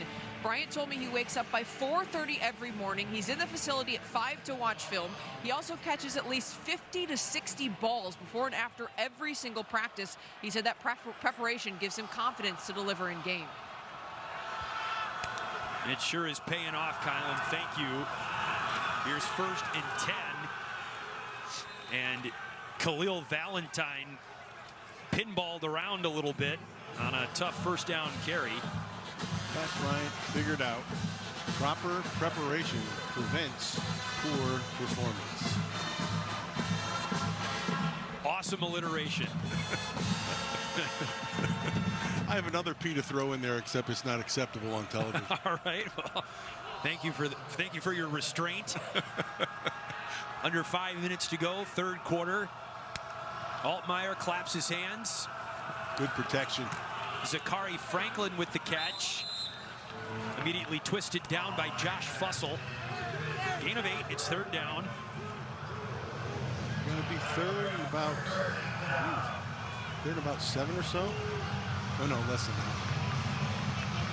3rd and 4. Illinois is averaging 11 yards per play. They've run about 30 fewer plays than Northwestern has today. Altmyer in trouble. And pressure from Anto Saka, the redshirt sophomore. Altmyer gets rid of it, and he is slow to get up. In fact, he's not getting up. That was not at the line, at or beyond the line of scrimmage, and there was no receiver out there. Grounding. So it is intentional grounding, but of greater concern is the health of Luke Altmyer. Clearly in pain.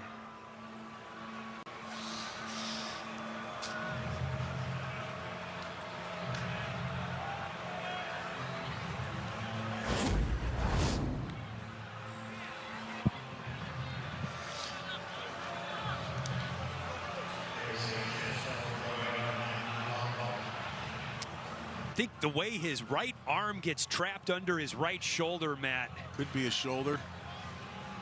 You really don't want to fall on an elbow because your shoulder takes all the pressure. Whew.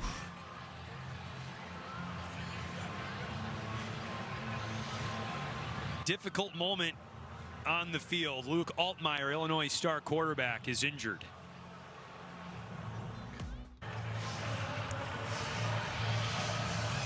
Quarterback Luke Altmyer looks good walking off the field for Illinois, but a tough hit from Northwestern defensive end Anto Saka. Altmyer leaves the game. Here he is getting up a few moments ago. It's a 4th down for Illinois. And a flag on the play. Hugh Robertson was already more than halfway into his own end zone. 41. After distance to the goal.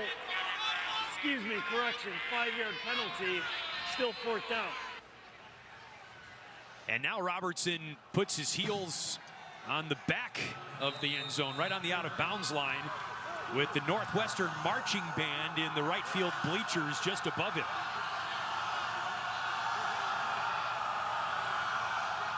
Robertson kicking in the direction of the Cubs' deconstructed dugout. It was removed for this football game. A low snap and not a long kick. Nope. Henning makes the catch at the 40-yard line of Illinois. Just a 33-yard punt. Northwestern can get back in this game, Matt, with the status of Luke Altmyer in some measure of doubt. And great starting field position with plenty of time left in the 3rd quarter. They've moved the ball against this defense all game long. Jack Lausch in the huddle. We've seen a mixture of both Lausch and Ryan Bowe at quarterback for Northwestern today. Call it a 60-40 split in favor of Lausch. 1st and 10. Lausch pass is caught by A.J. Henning. He's pushed out of bounds by Ryan Mead. For a Northwestern injury update, let's check in with Kylan Mills. Guys, defensive back Coco Azuma has left the field. He tried limping to the locker room, but wasn't able to put weight on his right leg. He couldn't get there. The training staff had to get a wheelchair to get Azuma to that locker room. I'm told he's officially questionable to return, but Azuma was really struggling to walk, guys. More disappointing news on the injury front. Both of these teams with concerning news in that regard today. Cam Porter on second down works toward the 30-yard line. Dennis Briggs Jr. in on the stop. He gets the first. They keep moving the chains. A.J. Henning and Cam Porter. A good combination. That's what they're using. Northwestern lost leading wide receiver Bryce Kurtz on the first drive of this game. Marshall Lang is the tight end, flexed off the line. Lausch to throw. Elegant hauls it in over the middle. Brought down near the 15-yard line. First down, Northwestern. Elegant's having a nice game here, too. He sure is. Again, the whole thing, though, is this offensive line is blocking and giving him time to be able to make those throws. Elegant just went a nice in-route, in-breaking route. They're playing a lot of zone down there. They haven't really matched anything up. It looks like they are now. Watch for the pick down there. It's Cam Porter into a cloud. Turning into a rugby scrum. Second down after a 2-yard gain.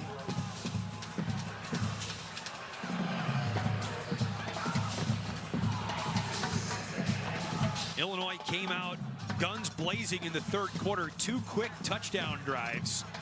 Northwestern has answered with a field goal, and a touchdown here makes it a 1-score game. Assuming a successful point after try. Here's Lausch to the end zone. Henning. Touchdown, Northwestern. We got a ball game in the third quarter. They had a screw up in the back end there. And they're still discussing who had him.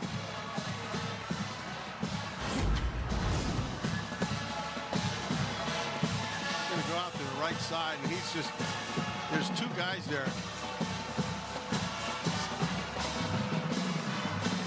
I don't know if they ran some kind of a pick underneath, or yeah, that's what it was. It was a pick. It's a pick. That's exactly what it was, and they were complaining about it because it looks like they got away with one. But hey, no harm, no foul. Northwestern goes for 1, and Akers kicks it to the band. 28-20. Boy, it's a great day for hitting. Another home run. This time, Northwestern takes a swing. When you're a small business owner, your to-do list can be a lot. Super helpful.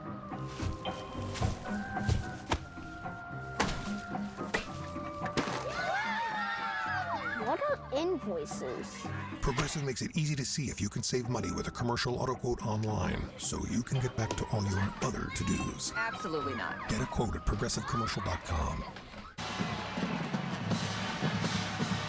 You saw that touchdown, and there was some little back and forth between the official and the player down there, and what it was a pick, and the pick is going to occur right down here, and he's 100% right. They're just taking it back and they're swinging him up, but you're just going to let him knock the defender off so he can't get there, and it's 6 right away. Brett Bielema agrees with you, Matt. So it's a 1-score game late third quarter. Luke Akers with the ball on the tee. And we'll see who takes the field at quarterback for Illinois. Luke Altmyer was injured on the last offensive play from scrimmage for the Illini. Akers hits this one over Wilcher's head and into the end zone for a touchback. Backup quarterback on the depth chart for Illinois is Donovan Leary, but there's Altmyer with his hat on.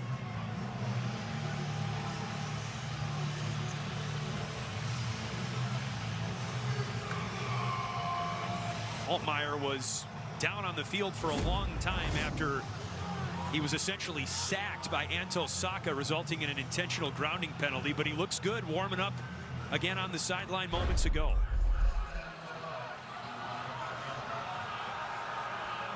Leading rusher Aidan Laughery in the backfield, 131 yards on the ground for him, and he doesn't add to his total by a whole lot. Aidan Hubbard on the defensive line. No gain.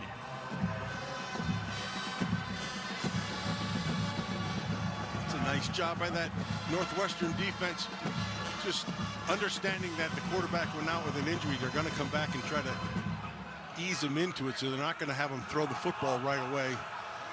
See what he gets to here. They're still sitting in a cover 2. Altmyer tests the arm. It's caught, no dropped by Franklin. Hit him right in the mitts. Got to catch that ball. Ball's where it had to be, and we'd have had a first down. Yeah, good ball. Right on. Perfect ball, right where it should be.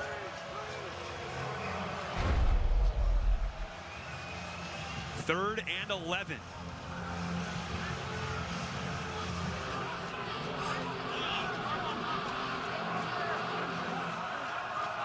Hank Beatty in motion, shadowed by Robert Fitzgerald. Pressure up the middle. He shakes free of Saka, but he cannot escape Hubbard. Aidan Hubbard gets credit for the sack, but he's got a lot of help. A loss of 7, and Altmyer again slow to his feet. Yeah, they brought numbers. You just can't handle. You're keeping 5 in, and you pick. Oh, that was a nice pick. Really nice pick. Good job, and he's able to get there. Yeah, watch it. They're gonna run right inside here and then come around with a pick. See, there's the pick. Really well done. Hubbard, Northwestern's leader in sacks, his 6th of the season. Henning waves for the fair catch. He dropped it for a moment, but he picks it up at the 49-yard line of Illinois. Second straight drive for the Cats that starts in plus territory. Mayotivations with Will Levis. Mayo dip be creamy, and your quarterback dreamy.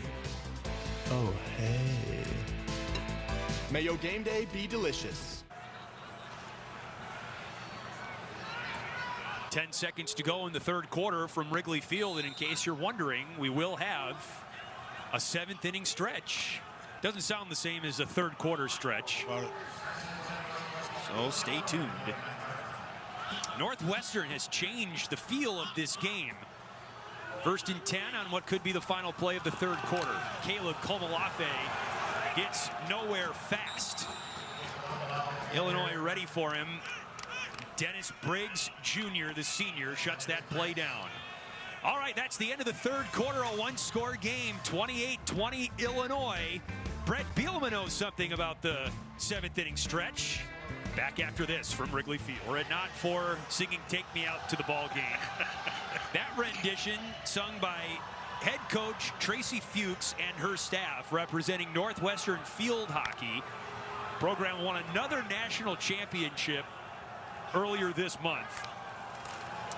And we begin the fourth quarter with a ball game on our hands. Komolafe thrown back to set up third down for Northwestern. But take a listen moments ago. Take me out to the ball game.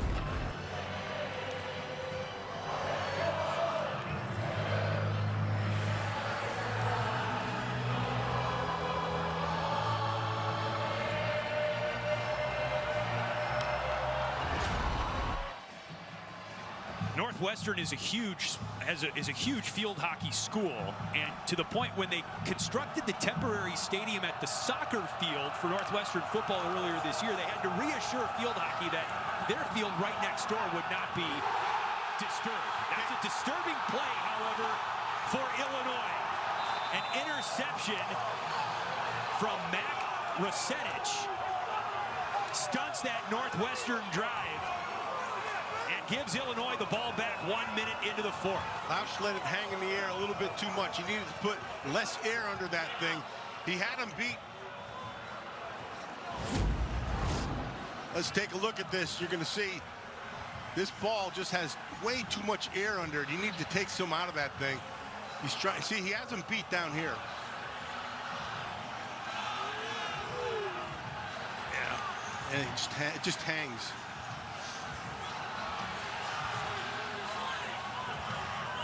Now, Illinois with a huge stand by its defense. And it's Illinois football now in Northwestern territory, up 28-20. And Luke Altmyer not 100%. He hands to Aidan Laughery, who's had a career day on the ground. A career high in rushing for Aidan Laughery. 10 more to his total, and now over 140 yards for the game. Laughery's had an outstanding game. And all he's done is just take advantage of the holes that his offensive line has given him. He's just using his eyes the right way, and he's getting it. There's Resetich, who had the pick moments ago. Aidan Laughery's previous career high in rushing was 79 yards. He has almost doubled that here today. On the ground, Josh McCray, and he's quickly ridden down by R.J. Pearson, the defensive tackle. Nice job by Pearson. He got a nice quick start. Looked like he beat him with an arm over. Got in the backfield and sets up this third and still about one. What a day for Aidan Laughery. Not even 10 rushes. That's quite an average. Over 14 yards a pop.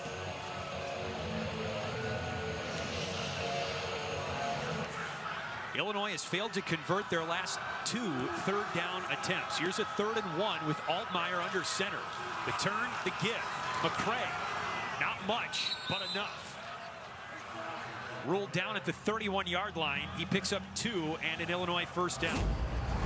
You don't have to get it by much. You just have to get it.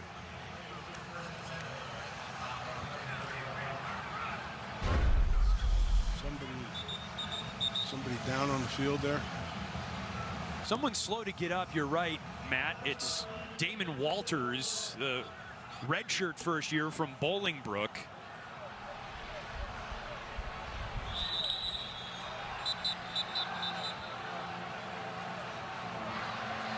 The Northwestern coaching staff is really excited to see the jump they expect Walters to take between his first season and his upcoming second season.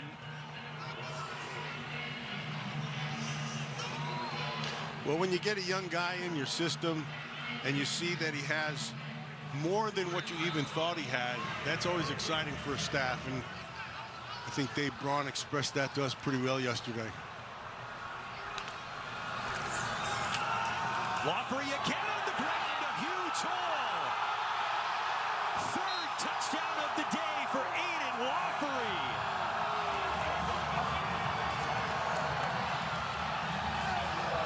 Chris, you said it. It was a massive hole to that left side.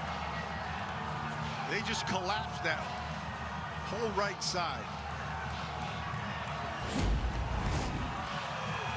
Yeah, you're going to watch right up in here. These guys do just a great job. Come off the ball. Look, there's nothing there. There's nothing. Well done.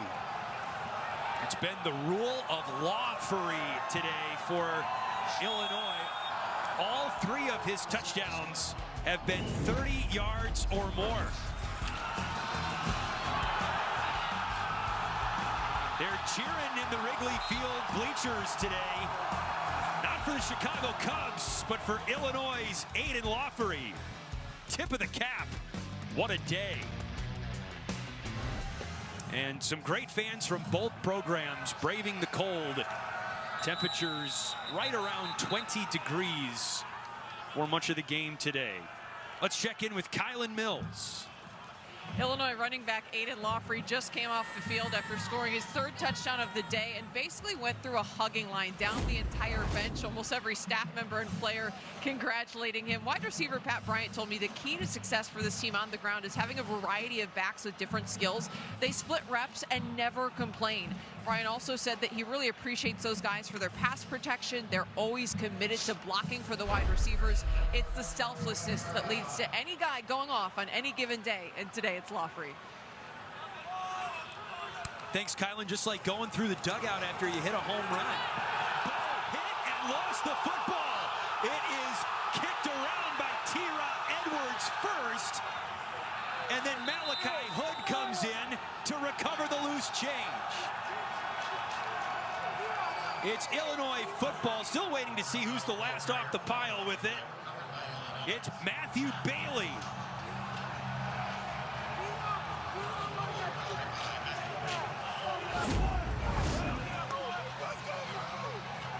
Oh, he came clean. I don't know if the arm was coming forward or not. Let me see. This is a better shot. Let's see if his arm is coming forward. No. No. And Torrie Edwards, I think, is getting a little bit of friendly grief for not being able to generate a scoop and score. Exactly. Yeah. But Illinois tied for first in the Big Ten coming in for forced fumbles. They get another one there. Ball inside the 10-yard line. It's Josh McCray. Down towards the 5, 2nd down.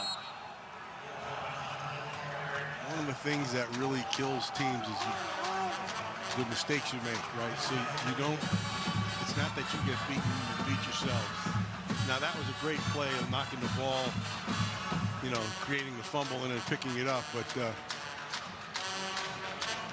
you hate to see that when you make mistakes and they capitalize.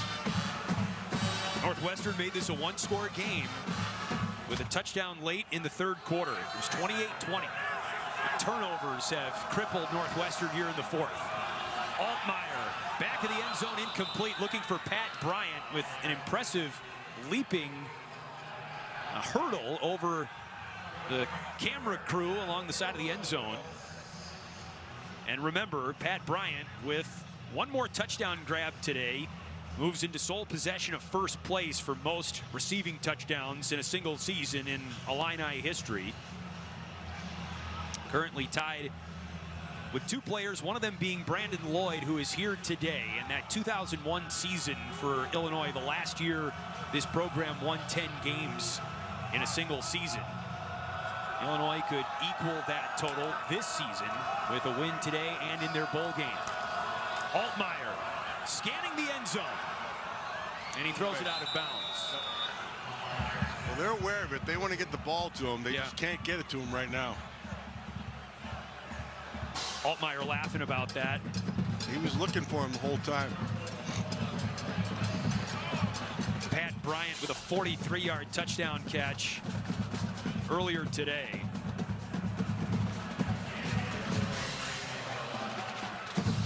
A 24-yard try for David Alano coming up here.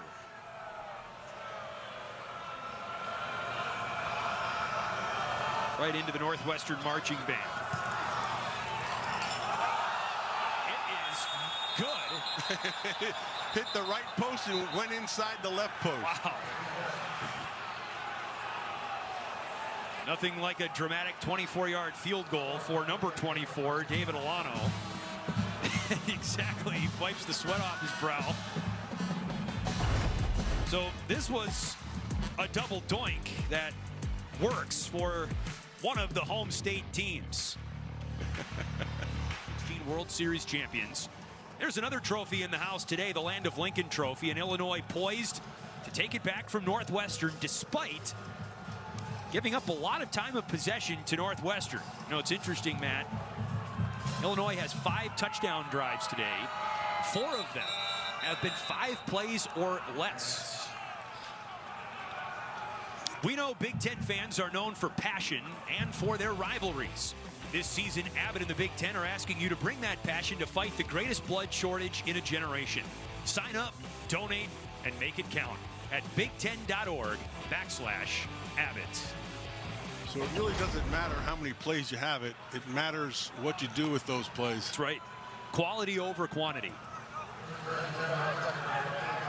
Beautiful afternoon, albeit a chilly one, on the north side. Jack Lausch at quarterback for Northwestern. 1st and 10 throw, incomplete. Aidan Elegant got a hand on it. It's 2nd down. Good coverage over there. Surprised, you know, they play an awful lot of man-to-man coverage. This Illinois defense, and they let their guys out there kind of all by themselves. It's a sign of trust, right, in your secondary? Sign of trust, and it's a sign of confidence. And they also, you know, that helps up front. You know you're going to get some help with the pass rush. They don't blitz as much as I thought they would.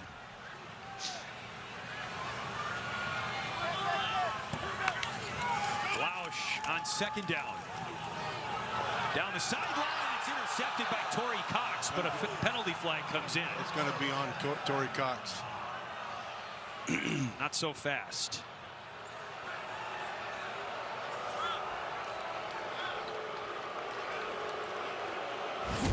This is really the first time we've heard boos today. Defense, number 5. 15-yard penalty. Automatic first down. Yeah, that was, I watched him actually. I saw him out of the corner of my eye the whole way.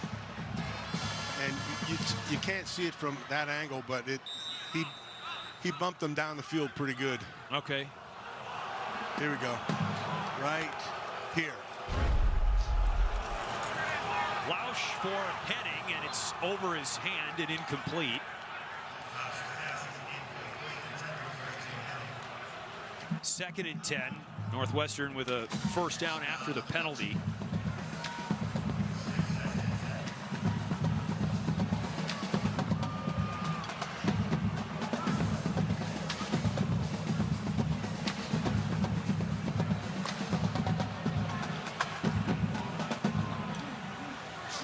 Jack Lausch and Ryan Bowe figure to compete for the starting quarterback job next year for Northwestern.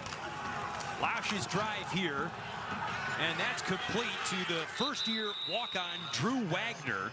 An 11-yard gain on Wagner's 2nd catch of the season, but he made a name for himself with a 72-yard punt return touchdown against Iowa about a month ago. 1st and 10. Lausch. Cam Porter drops it.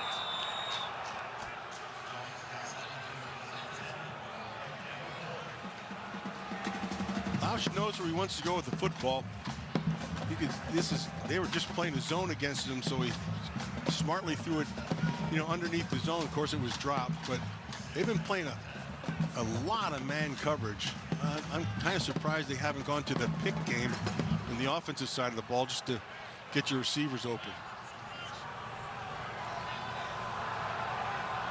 Looks like a zone again, and it is. 2nd and 10. Illinois drops 8, and a high throw. That's incomplete. Hard hit, out of bounds. Didn't get a foot down in bounds. Henning the intended target. Up and in. No, and didn't hold on to it. Henning's had himself a really nice game here today also. A career high 10 catches and 119 yards receiving for A.J. Henning. 2nd season with Northwestern after starting at Michigan. Yeah, looks like they're playing 2-man here. On 3rd and 10. Over the middle, it's caught. Cam Porter hangs on to that one, and he lost the football. It was jarred loose after he was hit by Malachi Hood and Xavier Scott. Now, it was recovered by Northwestern. Maybe the ground caused the fumble there, not sure. Let's take a look. Oh, no, he punched it out. It's loose there. Yep. So Northwestern keeps the drive alive and actually moves the ball forward on the fumble recovery. Cam Porter through his hands, incomplete. 2nd and 10.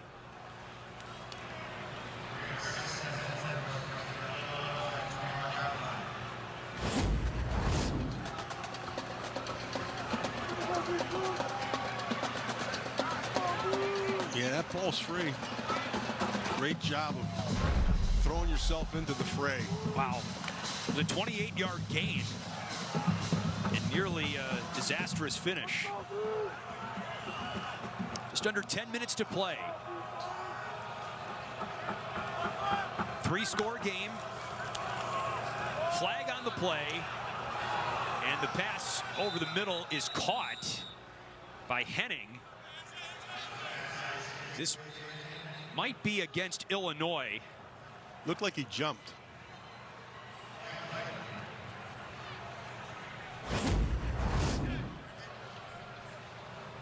Yeah, it's right there. Offside. Defense, number 17. 5-yard penalty, still second down.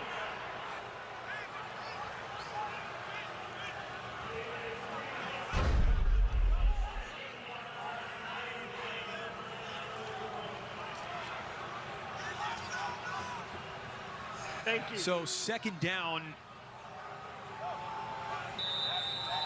and 5 or so. That was about the distance on the completion. Caleb Komalafe on the run. A couple of yards inside the 15.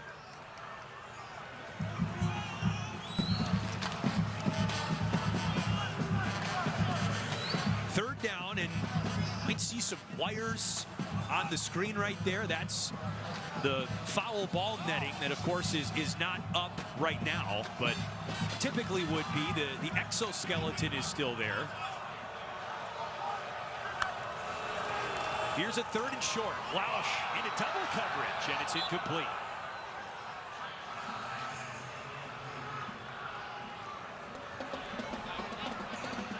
Fourth and 1, and needless to say, the offense stays on the field.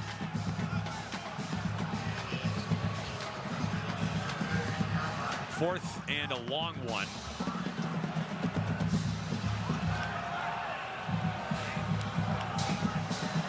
Really more like 4th and 2. Spread him out. If he has to, use your feet. Hasn't done that much in the second half. Really hasn't. Lausch overthrows Marshall Lang, the tight end. And it's first down, Illinois. Clearly a miscommunication there on the route. You got it. Because he was open, by the way. Tight end to the route he ran was open. And that quarterback, Lausch, was not anticipating that. 8:57 to play and still to come. The doubleheader continues when Penn State squares off with Maryland.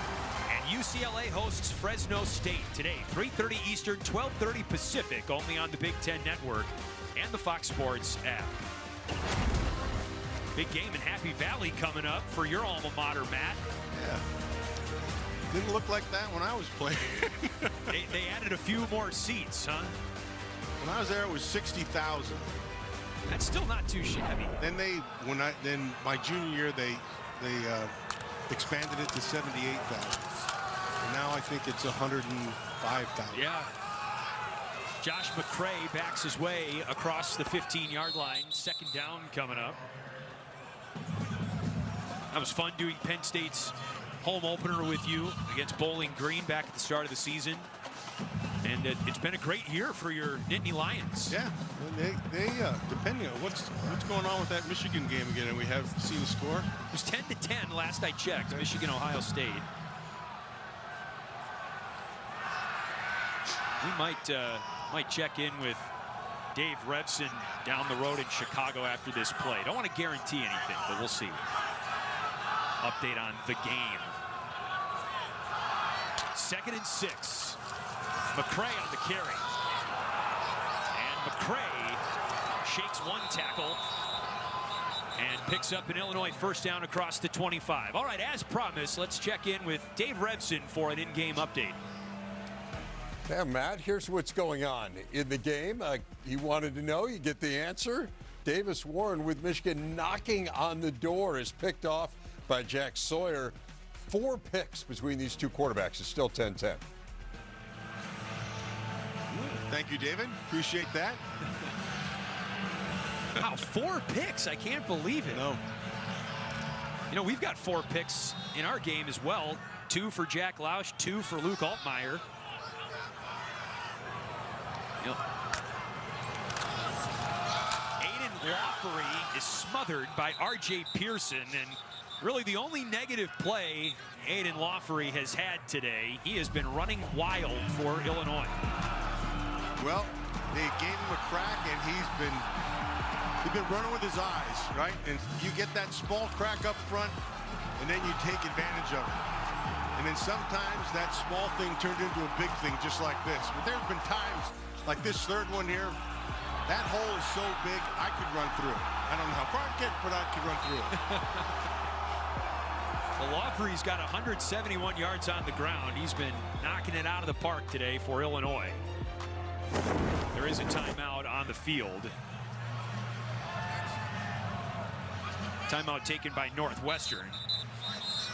We showed you some outstanding performances in the Illinois Northwestern history at Wrigley Field, and you can add Aidan Laughery to the list. 168 rushing yards after losing 3 on his last carry.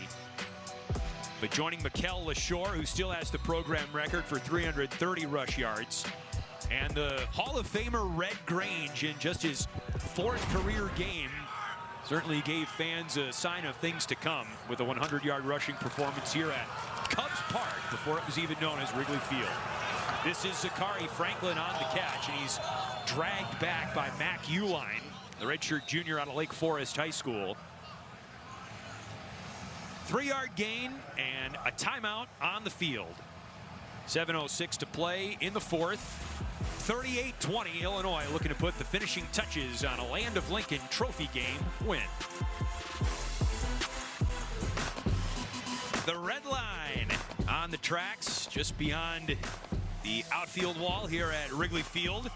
We talked about Red Grange, and just 10 days after his last college game at Illinois, he played his first ever pro football game right here in front of a sold-out crowd at Cubs Park, now Wrigley Field, of course.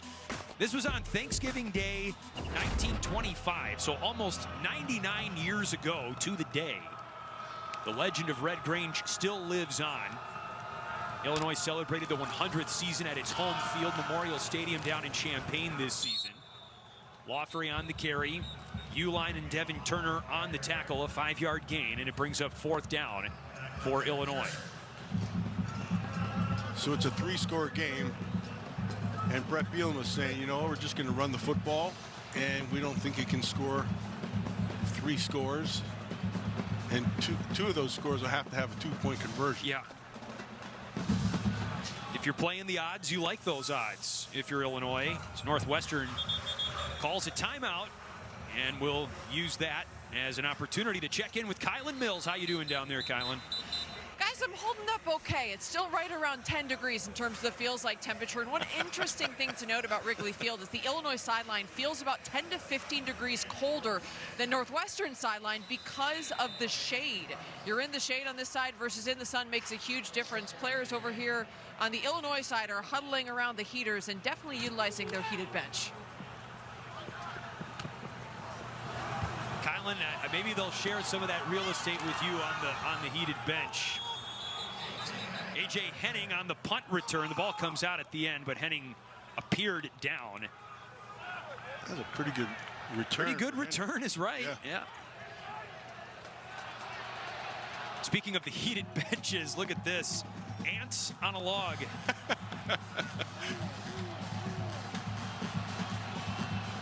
Northwestern played the tough man card before the game, walking around shirtless.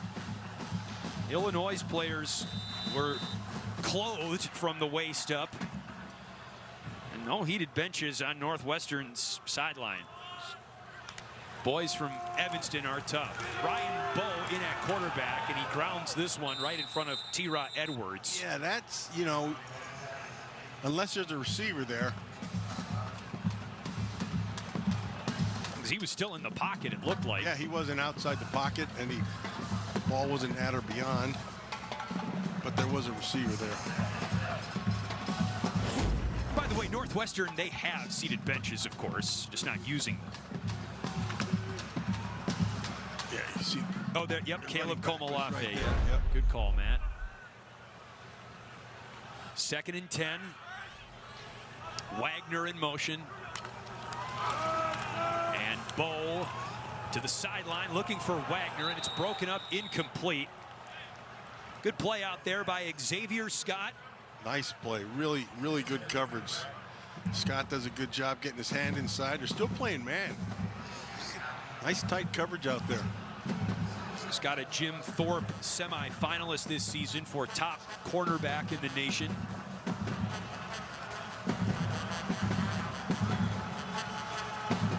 Sets up a 3rd and 10.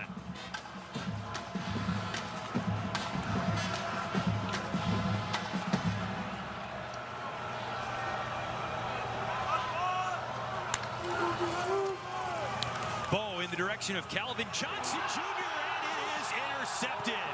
Torrie Cox Jr. His 3rd of the season.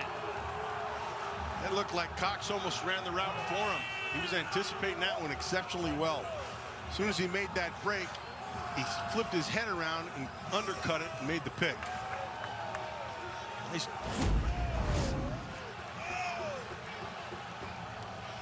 Right about there, he had already had his head turned and was headed right there. See how he beats him to the ball? Like he ran the route. Great anticipation. 3rd interception of the day for Illinois.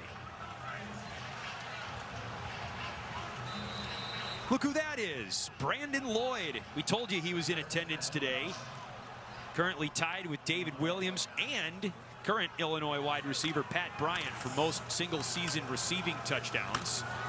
On the carry, Khalil Valentine, the freshman for Illinois. Brandon Lloyd wearing the Letterman jacket, raising the fist after that interception by his alma mater.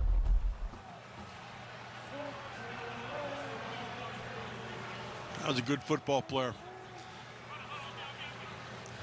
I enjoyed watching him play. So did many people in the land of Lincoln. Back in 30 seconds from Wrigley. Why am I so hungry? Because you're watching football. The whole game is basically an elaborate scheme to make you buy more food. What are you talking about? Dude, think about it. Turnovers, pancake blocks. Oh, I just scored. Feed me more. Refrigerator Perry was not his real name. I don't think football's trying to sell you food. Oh, really? And what are you eating, Jerry? Rice. Jerry's eating rice. Huh. Game day deals only on Uber Eats. Shades of ivy on the helmets for Illinois today. Ivy around the Wrigley Field wall. Brown, as you would expect this time of year. Just up the road, of course, in Evanston, Northwestern's new facility is under construction. That's why we play at Wrigley Field today. It's going to be a phenomenal place to play. The plans, have you seen the plans at all? Have you seen the plans at all? I've seen a sneak peek. I have. We might be able to show you at home some renderings. Here's Valentine on the run for Illinois. Valentine running hard, finally pushed down by Brendan Flakes. So up until very recently, it was nothing but a pit. They deconstructed Ryan Field brick by brick, and there was just a big hole in the ground. And now recently, they have started layering some things in, some iron, some concrete.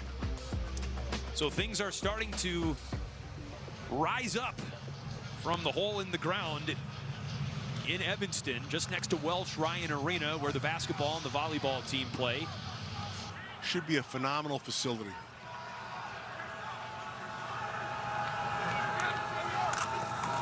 Luke Altmyer hands to Valentine, nowhere to hide. Flakes and Kenny Soares on the tackle. Illinois unhappy with the activity after the play, and a flag comes in after Kenny Soares falls down. Here, pay attention to this instead. The renderings for Ryan Field set to open up for the 2026 season, so Northwestern will still be playing in temporary housing, if you will, next season. But it looks fabulous.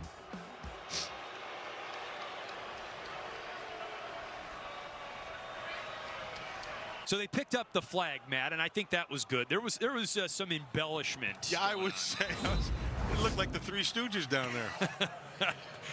Watch this one. This is Curly. And who pushed him down? Would that have been Larry or Mo? That would have probably Mo. Don't forget about Shem. Fourth guy kind of mixed in there. 2nd and 10. It's Valentine again. Jalen Pate helping out on the tackle along with Garner Wallace. 2-yard gain. 3rd down. I like Valentine. He's got a nice running style. He's patient, sees the field pretty well, stop and go, can accelerate in the hole. Freshman from Hayward, California. Yeah, it's outside open. Your old stomping grounds. You played at a dual facility, a baseball football facility. Yeah, we did. Oakland was a great city to play in. It was small and big at the same time. Valentine again stretches this one out, and he's tripped up by Xander Mueller in the backfield. Xander adding to the number of tackles that he has. Always plays very steady. We haven't really said a lot about him today, but he's been very active today. Usually he's always in. If he's not the sole tackler, he's in on the tackle. Out of Wheaton North High School. This was the only Power 5 at the time program that offered Mueller out of high school. And he's been a good one over the course of his career in Evanston. Under 2:50 to play. And Illinois takes a delay of game penalty before the punt. Still 4th down. And David Braun with the counter move there to decline the penalty. So Hugh Robertson out for the punt from midfield for Illinois.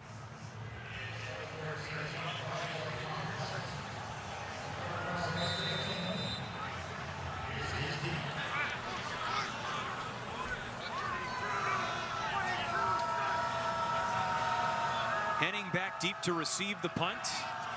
Inside his own 10. Robertson kicks it inside the 5, and it skips into the end zone.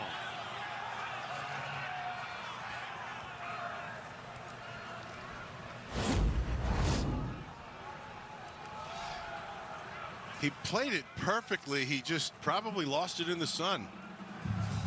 Tanner Heckel was there, but he couldn't keep it out of the end zone. Later tonight, the volleyball regular season concludes when Nebraska takes on Maryland, followed by Michigan State against Wisconsin. Saturday night volleyball coverage begins at 7 Eastern, 4 Pacific, only on the Big Ten Network and the Fox Sports app. Matt, Penn State winning a share of the Big Ten regular season title with Nebraska knocking off the Huskers in Happy Valley last night. 1st and 10 over the middle, and the pass caught by Thomas Gordon, who's going to have 2 master's degrees by the time his Northwestern career ends. 6th-year player. 2nd and 4 for Jack Lausch. Open man, it's Calvin Johnson Jr. Out across the 35-yard line, 1st down Northwestern. No relation to Calvin Johnson, the Hall of Famer. Megatron. Yeah, I looked that one up right away. Right back to him. Calvin Johnson Jr. to the 35. And that takes us to the 2-minute timeout. Northwestern down 3 scores. This is the 2-minute Illinois timeout. has scored 24 points in the second half. Big day for the running back, Aidan Laughery, and the defense with 3 picks. This is the 118th meeting between Northwestern and Illinois. They started playing for the Land of Lincoln Trophy in 2009. Northwestern has gone 10-5 over Illinois since they started playing for the trophy. And we think that was it in hiding. being rolled along the sideline here. And in this case, it appears ready to change hands. Northwestern won in a thriller down in Champaign last year, 45-43, in the highest scoring game in this rivalry. 38-20 Illinois here, Northwestern ball, final 2 minutes. Thomas Gordon on the catch, first down, and thrown out of bounds by Matthew Bailey. 6-yard gain, but Northwestern down 3 scores.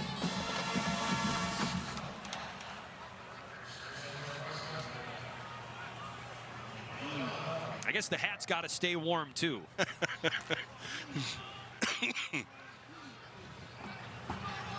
Northwestern has outgained Illinois today. Almost 400 yards of total offense for Northwestern. Lausch looking for Calvin Johnson Jr., and he sails it high, incomplete. They couldn't convert inside the red zone, and then they turned the ball over too many times.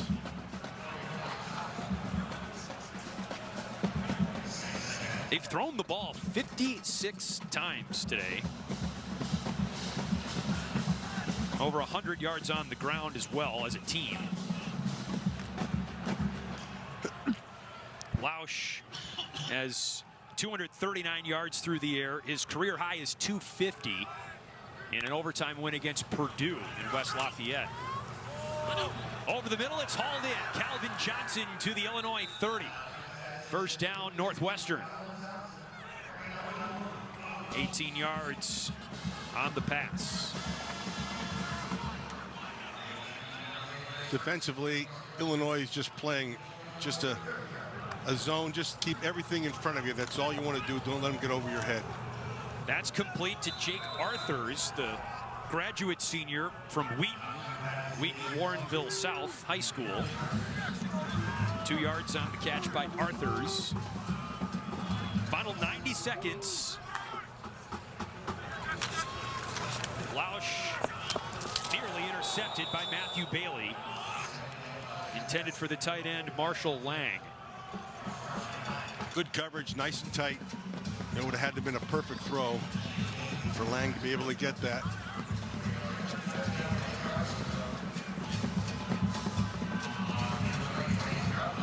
Illinois ranked 23rd in the college football playoff rankings. Too far away, even with chaos today, to make it towards the top 12.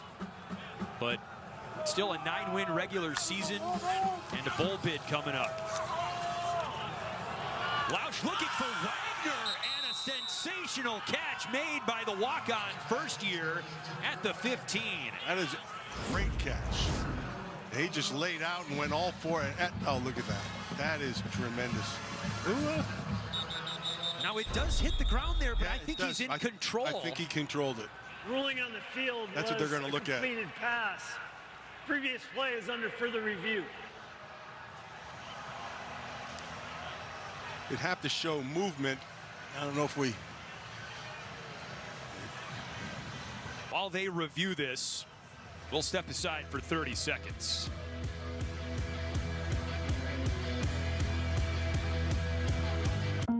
You know, they say, losing hope, that's the real disaster. When Tropical Storm Fred sent a devastating wall of water and debris down this river, it seemed hopeless. But when the waters receded, Belfour was here. Not just to rebuild, but to help restore the life of this community. Belfour, restoring more than property.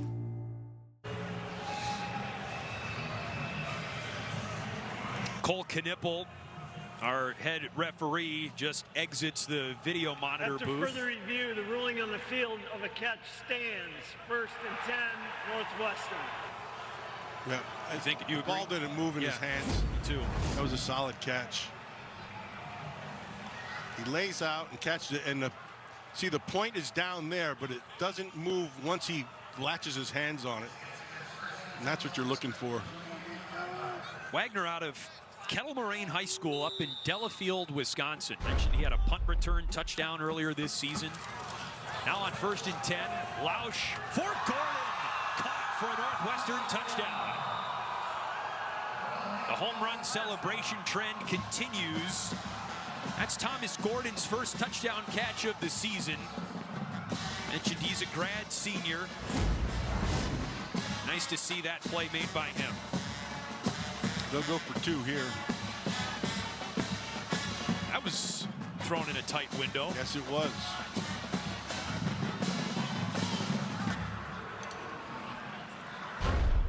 Lausch now with 2 touchdown passes on the day and a career high 287 yards.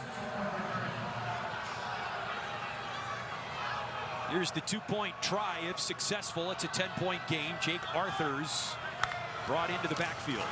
Here's pressure. Lausch caught. 2-point try successful. Marshall Lang, the other starting tight end. 1 minute left. 38-28, Illinois. Back in a bit. Onside kick time for Northwestern after Jack Lausch quarterbacks a touchdown drive and a 2-point conversion. 38-28. Illinois leads Northwestern in what's been a really compelling Land of Lincoln Trophy game. Both teams have played hard. Illinois has led the majority of this game, but Northwestern has never been fully out of it. 10-point game, they'd have to score pretty quick and get another onside kick if they get this onside kick.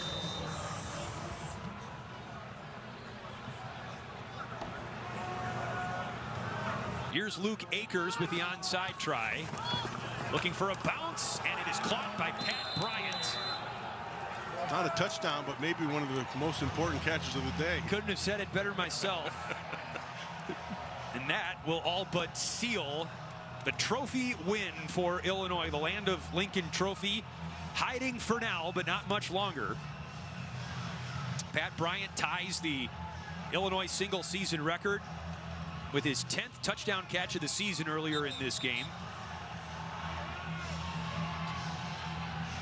Illinois with 215 yards on the ground, second most this season. Victory formation for Luke Altmyer. And for the 8th time in program history, Illinois is going to win 9 games in a season and a chance for 10 in the postseason. And I think they're right on track with Brett Bielema's plan for this program. I think so too. He's done it in other places, and he's doing it here. There it is. The hat's coming out. One more kneel down for Altmyer. And Illinois takes the hat back. Pat Bryant, the first player to grab the Land of Lincoln Trophy and hoist it high. Altmyer and Lausch meet on the field. The 2 starting quarterbacks today. Pat Bryant cements his status in Illinois' record book with a program record-tying 10th touchdown catch, 70 yards on the day. And the fastest guy to ever get the hat trophy. I think so too. A 9-win season for the first time since 2007, a Rose Bowl season that was for Illinois. Well, that'll wrap it up from Wrigley Field. Much more Big Ten football comes your way at 3:30. Penn State hosts Maryland. For Kylan Mills, Matt Millen, our entire Big Ten Network crew, I'm Chris Foster. Thanks so much for being with us all season long. For now, we'll send it over to our Chicago studios for a Big Ten game break. Happy Thanksgiving, everybody.